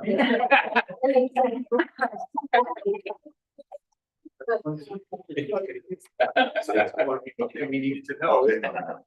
I'm not following, taking away setbacks. So if you collapse, so AR has different setback rules and side setbacks, right? We have 15-foot side or larger than that. You have 15, the side setbacks are much larger than if you would collapse it down into one district or put us in 1A or 1B or 1C. 1A has exactly the same side yard setbacks. Would that be 10% of the total lot width, no less than 20 feet? Because that's what it says right here in 5041. Yeah. I'm sorry, could you repeat that? 5041 says 5041? side yard setbacks of 10% of the total lot width, provided that no side yard shall be less than 20 feet. Or corner lot would be 30 feet. What is 5041? 5041. Thank you, I can't see them. So there's really kind of two sets of setbacks that come into play for R1 or for the AR district. When you look at the permitted uses, the second permitted use is single family residential. And that specifies that we go to the R1A single family district to determine the setbacks for those properties. If we have the properties developed for other uses, we have to go down to another section in AR where we have principal uses in buildings and the setbacks for those, where we have a minimum front yard setback of 30, rear of 30, and then a side of 10% of the total lot width or 20 feet, whichever is shown less than. So there's some specifics there for. Okay, so if that's confusing. It is. So if I have a farm and I have a house, what do I follow? Yeah. It's gonna be whatever the primary use of property is, I think, or. I take that back, I'm sorry. We have in their current zoning code, we have language that states that if more than one rule would apply, you use whichever is more restrictive. That's the So you have to look at both sets of setbacks, and whichever one is more restrictive, that's the one that comes into play. Is a larger setback more or less restrictive? A larger setback is more restrictive.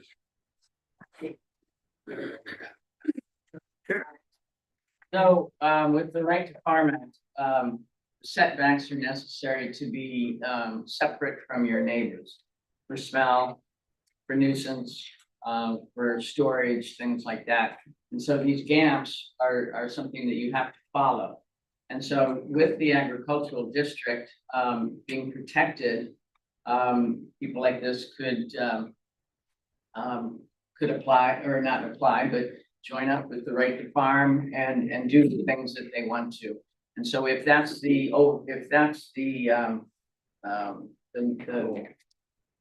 if that's the zoning code for this parcel of land, it would allow us to have these small community gardens, should someone want to do it, fence it away from the deer, farm the property and things like that. So it opens up more opportunity for sort of an agricultural legacy. Okay. Jeff, wait a minute though. Everybody in Harbor Springs, any property, you can have a garden, you can have some light agricultural use, right? Just not commercial farming.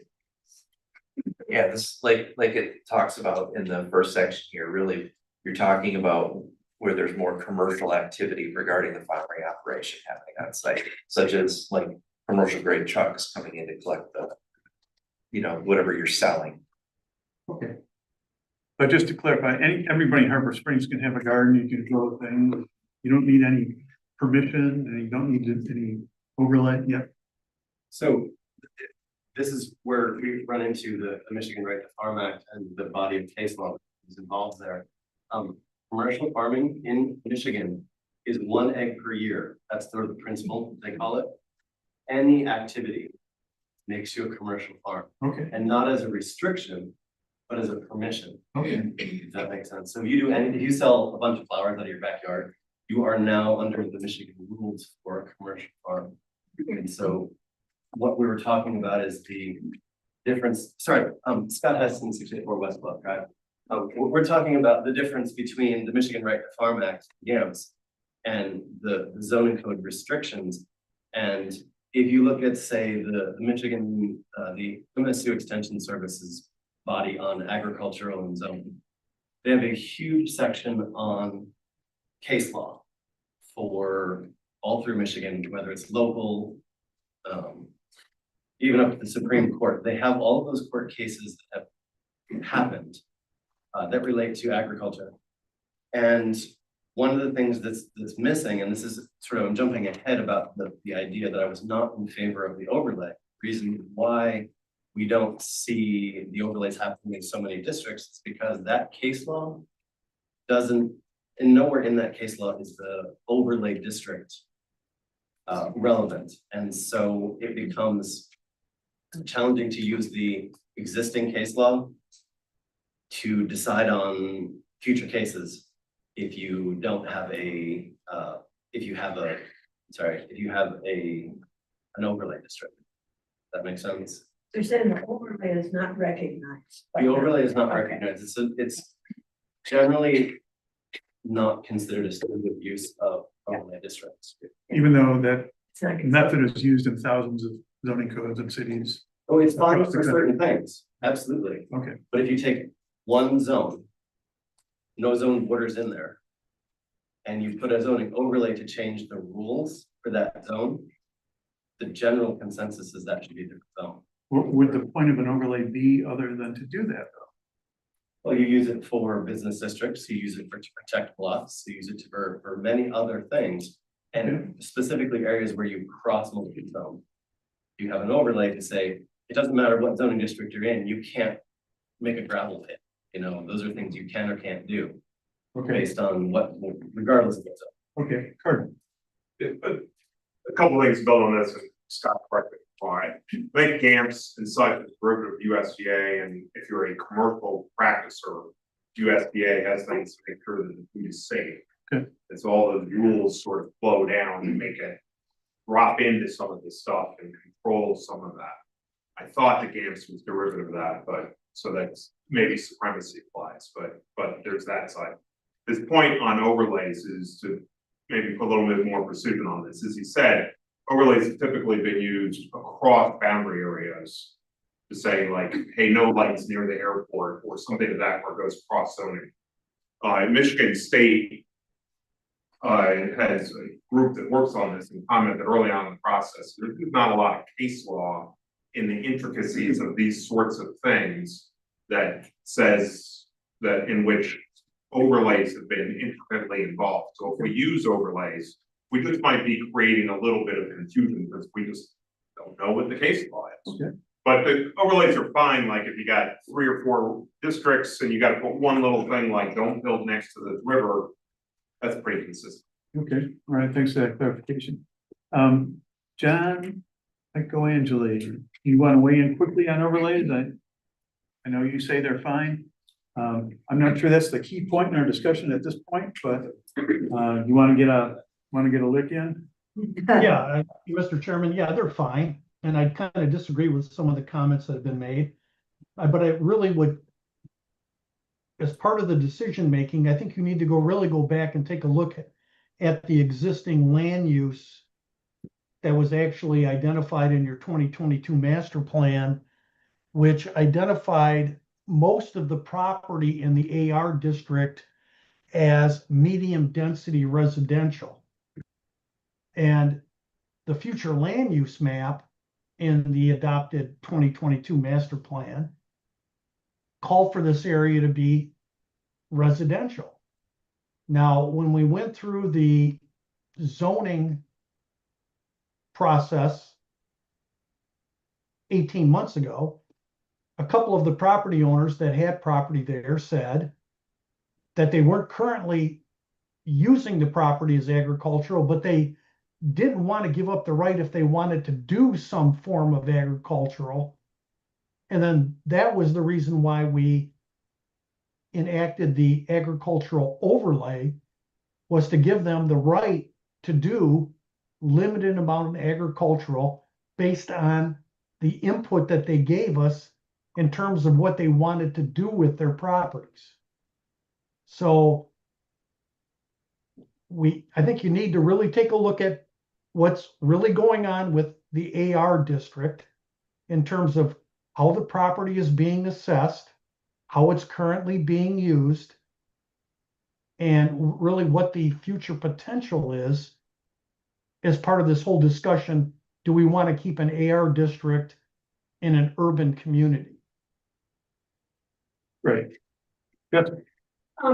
Yeah, I mean, just one more comment on that overlay. When you say that it gave us certain rights that were available there, well, it was actually in direct contradiction to the Michigan Right to Farm Act, because you said that we could have chickens, we couldn't have X, Y, and Z. Michigan Right to Farm Act does not allow a zone to restrict the right to farm in any way. So the fact that right there was a challengeable overlay. And, Wait a minute, let me take up on that. So Yeah. if that's the case, Jessica, everybody in Harbor Springs has the right to farm. So why would we need No, a separate district to allow people to farm if everybody can do it? to the right size, there's still size restrictions. Size. You have to be able to be a commercial farmer to be protected by the Right to Farm Act. So if you're not selling directly, then you're not a farm. You have to be selling your 1 egg per year in order to be considered a farm and to be protected by the Right to Farm Act. So how many people in the city of Harbor Springs, we are one of them that do sell product, right? So we do sell and we have sold and we do qualify as a farm. But there are not many people that are out there using their backyard farm to go sell product. But they could be protected as well. John has his hand up again. John, okay, Jen? Mr. Chairman, all I would do is ask Jeff, who's the city assessor, how many parcels in the AR district are classified as agricultural? And I can answer that, but I do want to caveat that classification for assessing purposes and zoning are very different. But none of the properties in the city of Harbor Springs, in the AR district or any other district are classified as agricultural. That's a good question. As a primary homeowner, there's no difference between being a primary homeowner or agriculture, is that correct? You get the same difference. And as far as it comes to the ag exemption versus the principal residence exemption, that's true. So I wouldn't bother being an ag.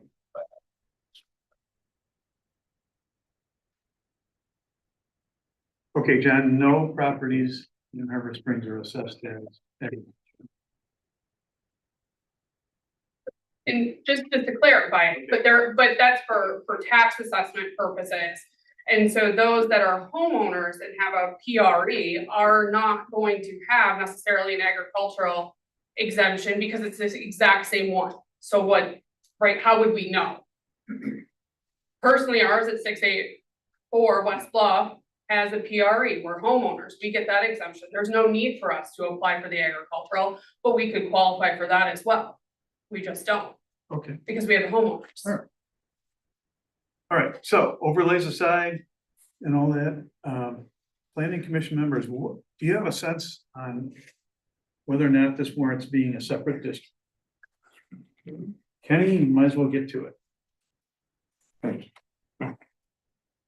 Well, in the land of don't take away rights, obviously, we need to protect those that want to farm. And it's not, I think we are, but I'm not certain if all the things drop on the table that we get that right. But anyone who wants to farm in that area should continue to have that by right. The other big hangup that I have, and you know this from my history in this room, and that is we need to make sure that we get the dimensions of these properties correct with that part of town. Because towns develop a certain way. Things get denser as you get closer to the city center. That's the way every town tends to work. And so we need to make sure when it's time is to get the size of these properties right so that they mimic that area of town. That's always been my big issue.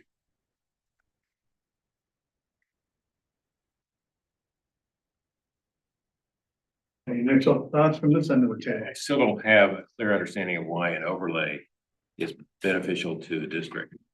If we're gonna have an overlay, I mean, if there is no, there obviously must be a benefit, but I don't see it.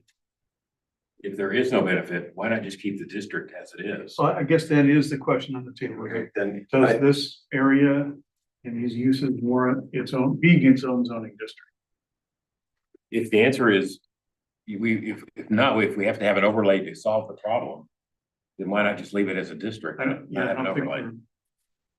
we haven't said how to do it yet, but I mean, do you think the uses and the dimensions are so different that it warrants being its own, having its own stats?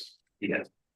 I think it does. Yeah, just to augment my speech, I agree with that as well. If after we get all these dimensions and metrics sorted out, if we hold them up and say, wow, those things are Right. really, really close. Right. Then that's the decision to collapse it. But right now, it sounds like they should remain separate. That's my view. Exactly. I completely agree. Separate. Separate? I certainly agree for the area on the northwest side of town. Right. I'm not sure I agree for the other two areas. Right. We know we have active farms on the west, but Well, you should look at all those properties in that AR and see how many are just residential or vacant, how many are garden, you know, and see. And then you might have to be going like that, because, yeah, like mine, you're gonna go around mine, you're gonna, yeah. All right, let's narrow in on those extra ones. So the flower shop on the corner, does anybody see a reason for that to be an AR? If there was a general business district that would accommodate what they're doing? I thought it was in an ROS. Yeah. Okay, so let's assume that we're gonna put that in something that fits and works for them. And how about Arbor Street? Does that make any sense to be AR? Since that's all residential. Think so, Doesn't seem to make sense to me. unless it's taking away someone's right. I mean, I don't know. I don't think so, but. Any, My vote would be to not, or I should say, to take it out of AR. This is the property on Harbor Street. Right. But to notify everyone in there to see, you know, we're thinking of doing this. You have a problem with it? And chances are they'll say, hey, I just have a house on property and I'm fine. But I think we should know that. Who are we offending by taking away that right on that street? Well, we don't know, what we don't know. okay, Vanessa, Yeah, I feel the exact same way. that the. Nursery should go into a business one, and I have a gut feeling that Arbor can go into a residential, but I'd love to talk to those folks. I don't think we've had a lot of those folks here, at least they haven't said anything. Never expressed that. I don't remember someone standing up from Arbor Street, and then leaving the west side as AR. Well, I feel the same, and then, I'm still thinking about the northwest parcel and whether it needs to be its own district. But let's see if John has his hand up again. He does. Let's see if John means to have his hand up there. John, go ahead. Mr. Chairman, all I would advise the planning commission is that regardless of, I mean, I don't have a problem with whatever decision you want to make relative to the zoning. But I think that you need to take a look at your future land use plan. And you need to take a look at, this is one of the few areas left in the community where you could support additional housing. And then in relation to agricultural property, you have to take a look at all of the surrounding areas in Emmett County that have agricultural property that's currently unused and not being farmed as an indication of what's going on within the greater area. This is an area in the community that currently doesn't have access to water and sewer, but it's within the city limits. And from a planning perspective, it's like one of the few areas left that you can have some available housing for residents. And I just think that you need to really rely back on your master plan in terms of what the community vision was back in 2021, 2022, when you adopted the plan. Because keeping that as an agricultural zoning district is really inconsistent with your adopted master plan. That's all I want to advise you on. Yeah. I concur, it is inconsistent and it's gonna be hard to reconcile. Jessica. Bill, can you pull up that master plan? Because I'm pretty sure that the west side where we're talking about in that master plan says the lowest density. So how is that in conflict then if we're keeping the AR district, we're keeping low density? It doesn't say medium density, it doesn't say high density, it says low density from what I remember. So that's why I'm asking you to pull it up. I may be incorrect, but when it says low density, that doesn't mean we should give up our right to the current AR district. I mean. Well, I have the future land use map from the master plan adopted in 2021 or whatever it was. It doesn't say lowest density, it just, it's our general density. We've got medium density, which is our high density areas, such as the residential multiple. Our low density is just all of the residential single family and multiple. So there's no difference between the AR zoning district and R1C. On the future land use. Okay, great. Right, but we're not going in contradiction then of the master plan because we are currently that low density, we're not changing that low density by keeping the AR. So why take away a right when we're not in conflict with the master plan? I guess that's what I'm trying to point out. We're not in conflict as is being pointed out. Okay, that's good news. And I'm not sure anybody's talking about taking away a right under any circumstance, but I'd like to understand that more in a minute. Mark, Rondell. Having just completed a comprehensive synopsis of the master plan and future land use map, I would like to read you verbatim what it says in our future land use map. There are 2 currently undeveloped areas, north of Lake and west of Hoyt, and the west side south of Lake, quote unquote, bluff garden properties. And a quick comment, Kenny, to your situation. Yes, it is a natural progression from the outskirts to the center of the town that the density increases. It's also a natural progression that over time, the density of the whole town. Okay. John has his hands up. Okay. Rick Tarczynski, 465 State Street. Talking about agricultural overlay. Jumping a little bit ahead, now for the overlay districts. The ag district is listed in here. And it lists all the uses. And it does list 2 dreaded items that are forbidden in the city of Harbor Springs. It allows beekeeping and egg laying chickens.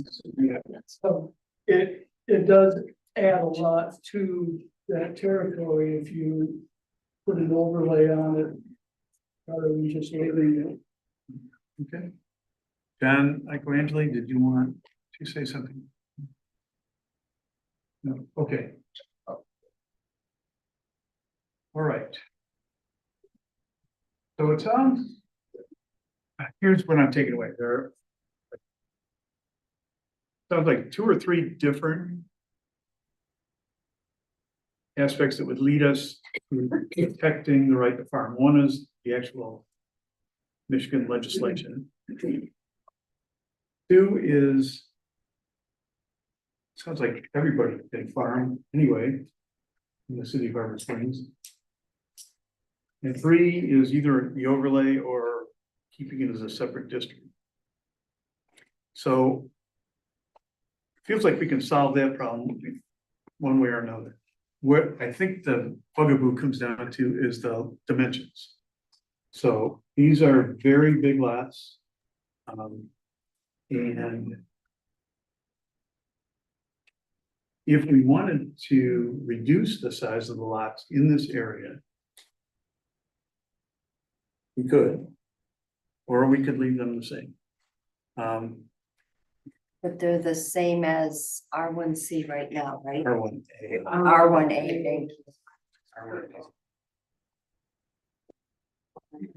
Yeah. R1A. So would it give property owners more options if there were smaller lot sizes than 10,000 square feet? Yeah, and would that, on the other side, would that be hardship? In another way, 10,000 is a very big space, very big lot.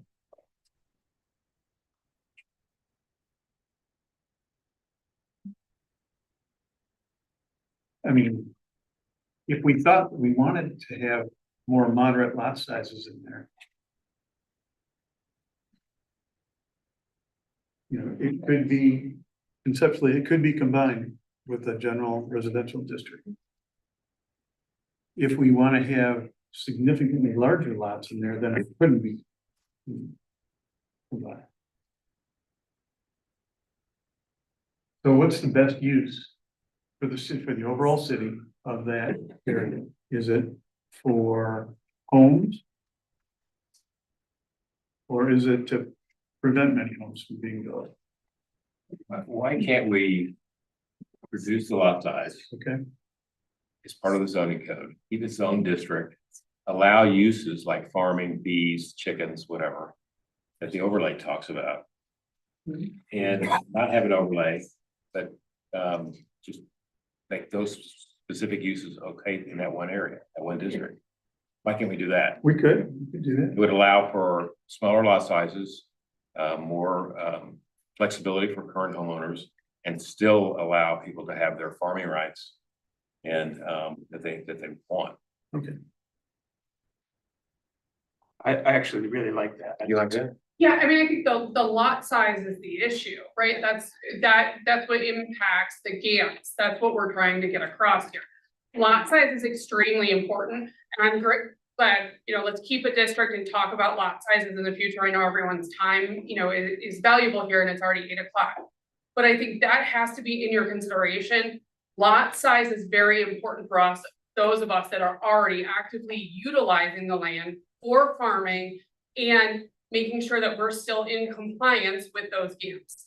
We are doing that right now based on the old zoning code and where we are at with lot sizes and those setbacks because of the more restrictive lot dimension. Because these are minimum lot sizes. You can have a larger lot. Correct, no, but I'm saying it's next door. So all of a sudden, next door behind me, all of a sudden, if you shrink those lot sizes, I'm no longer gonna be in compliance with GAMS, depending on what those setbacks are. I am in compliance right now with my neighbors based on the fact of the dimensions that have been put forth in the code. Reducing those can have serious impact on that. I think we need to take a look at that on overall, if you're going to reduce the lot size. And it's not that even that we're restricted right this minute from people building. So homes can be built, they just need to be built on a larger lot. So it'll reduce the number of homes that can be built currently. It just doesn't allow for high density, right? If we make smaller lots, high density, that interferes with GAMS. As a result of interfering with GAMS, you have now, that's my point, restricted our right and interfere with our rights as farming that land. Okay, I don't get that. The lot I'm gonna need to see a diagram like of how your neighbor's lot affects. Right. Yeah. Okay, so let's talk after, maybe you can draw me a picture. So but what I heard at the table is general agreement that this warrants either being its own district or having an overlay. We may be favoring a district. And look at some smaller lot sizes and the appropriate setbacks for those. That what I hear? Depends what smaller means, but yes. Okay, great. As long as the smaller lot size. Right. Yeah, I also think that, one of the things is provide more options for property owners. A lot of people go to, well, that means smaller lots and duplexes, but what they're doing is different and it's special and it's another option. Yeah, definitely. Let me just weigh in on the easy part. I agree that for now, it should be a separate district. In general, as we've been going through this process, I've always been of the mindset that an overlay sounds confusing because we have this many zones, plus make sure you have an overlay or you don't have an overlay. And I'm much more in favor in just the philosophy of saying, have its own district. And John, I honor your perspective that, square miles, we're small. But for now, during this process, let's keep it a separate district until we know we can truly combine them. Okay, so it sounds like we have consensus to do that. Carter, one last comment? Yeah, there's discussion about developing up there. The people here who are planning or thinking about developing there, there's an option agreement. Why not, like, the people who are thinking about developing and Scott and all, like, get in a room together and say, this is what we're doing, and let everybody see it, and like take the guesswork out of this conversation. Maybe you can get the GAMS thing at the same time, but that might be just a productive way instead of everybody sort of doing it on Facebook, making somebody. I yield, wait, may I say something? Mr. Chairman, I yield to you, but Carter, I think we should be careful because the day that someone submits a plan, we're now designing code based on the knowledge of what that plan is. And I'm not sure I want to be in that situation. Okay, Carol. Carol Leonard, 141 Snyder Street.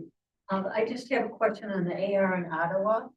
Have you dealt with that yet? Yeah, we have come down on the side that it probably should be residential. But we need to reach out to some of those folks because we've never heard Oh, of. I'm sorry, that was the one on Arbor. That's what I meant, Arbor and Ottawa. Oh, okay. Yeah, thanks for that clarification. Mark. Just quickly, I hardly concur with you, Kenny, that we should be designing code according to the master plan and the future land use plan. And that's also my objection to a lot of what the zoning district is now. Those districts were established because of what was occurring there 50 years ago. Doesn't mean that that's what should be occurring there even 10 years in the future. So that's a great concept. You don't design the code to a plan or to circumvent that plan, but to achieve the goals of the master plan and the future land use plan. All right, well, it sounds like we have accomplished what we were trying to tonight. And so let me restate what we've decided. You check me, everybody check me, make sure I've got it right here. We said residential multiple would be a district going forward. We said R1A, we would keep that as its own zoning district going forward. R1E, we keep that as a separate zoning district going forward. R1B and C looks right to combine. We think we can do it, but we'll see if it works. And then R2, we're favoring keeping an R2 district, pretty much where it is today.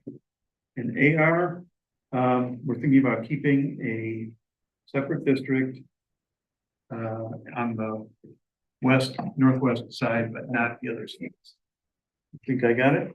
Sounds like two additional things. That is the AR district on Arbor. Because we're entertaining the idea of going to residential, but we want to see if there's any takeaways that anyone is concerned about. And then the flower shop corner of Hoyt and Lake. That may be right to go to ROS. Or something. Or something. Great. Okay. Harbor in Ottawa, yes, would go into some residential, we think. Northwest, the AR for the residential part, like if we're gonna have to go like that with the new AR. Cause she's in two districts, right? Yeah, And so, okay, so we need to, so is that.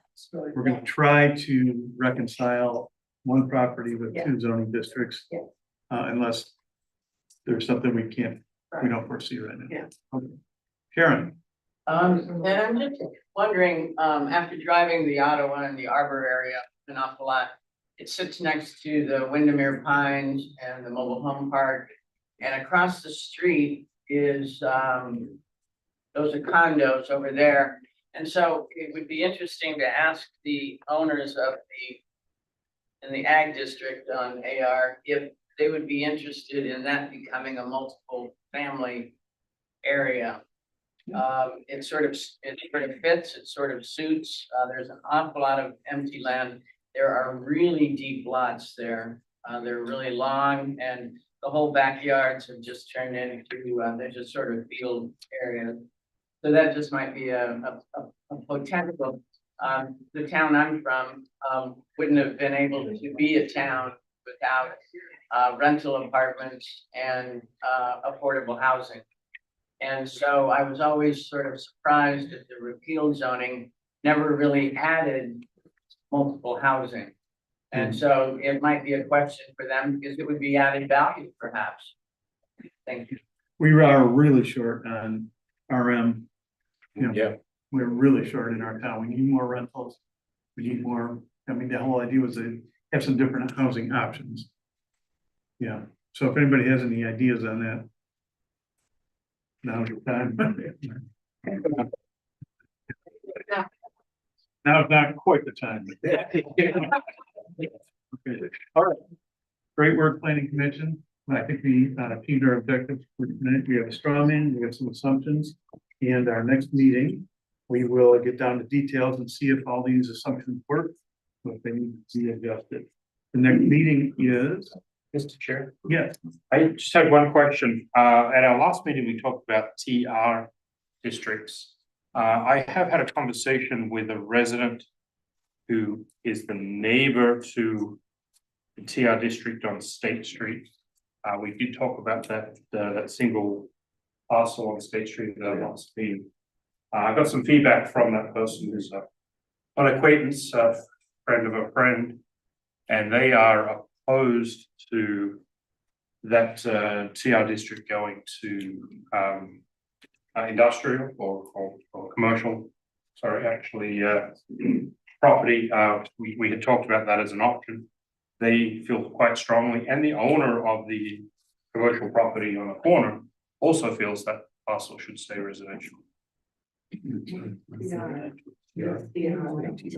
go to, sorry, go to residential rather than to a commercial parcel.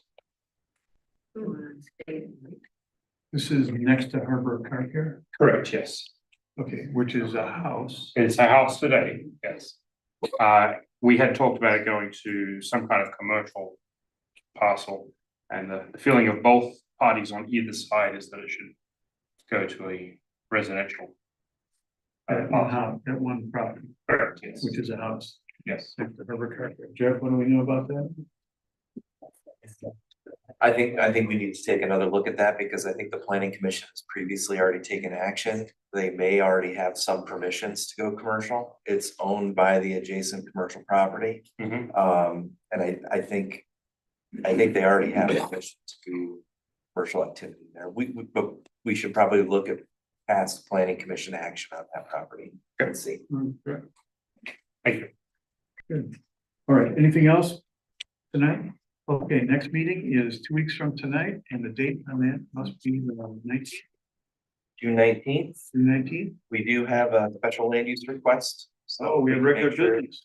There's regular business that we'll have to take care of at the meeting as well. So we can also make sure that we have sufficient people here to take action on a special land use. As well. So And I will not be here, so.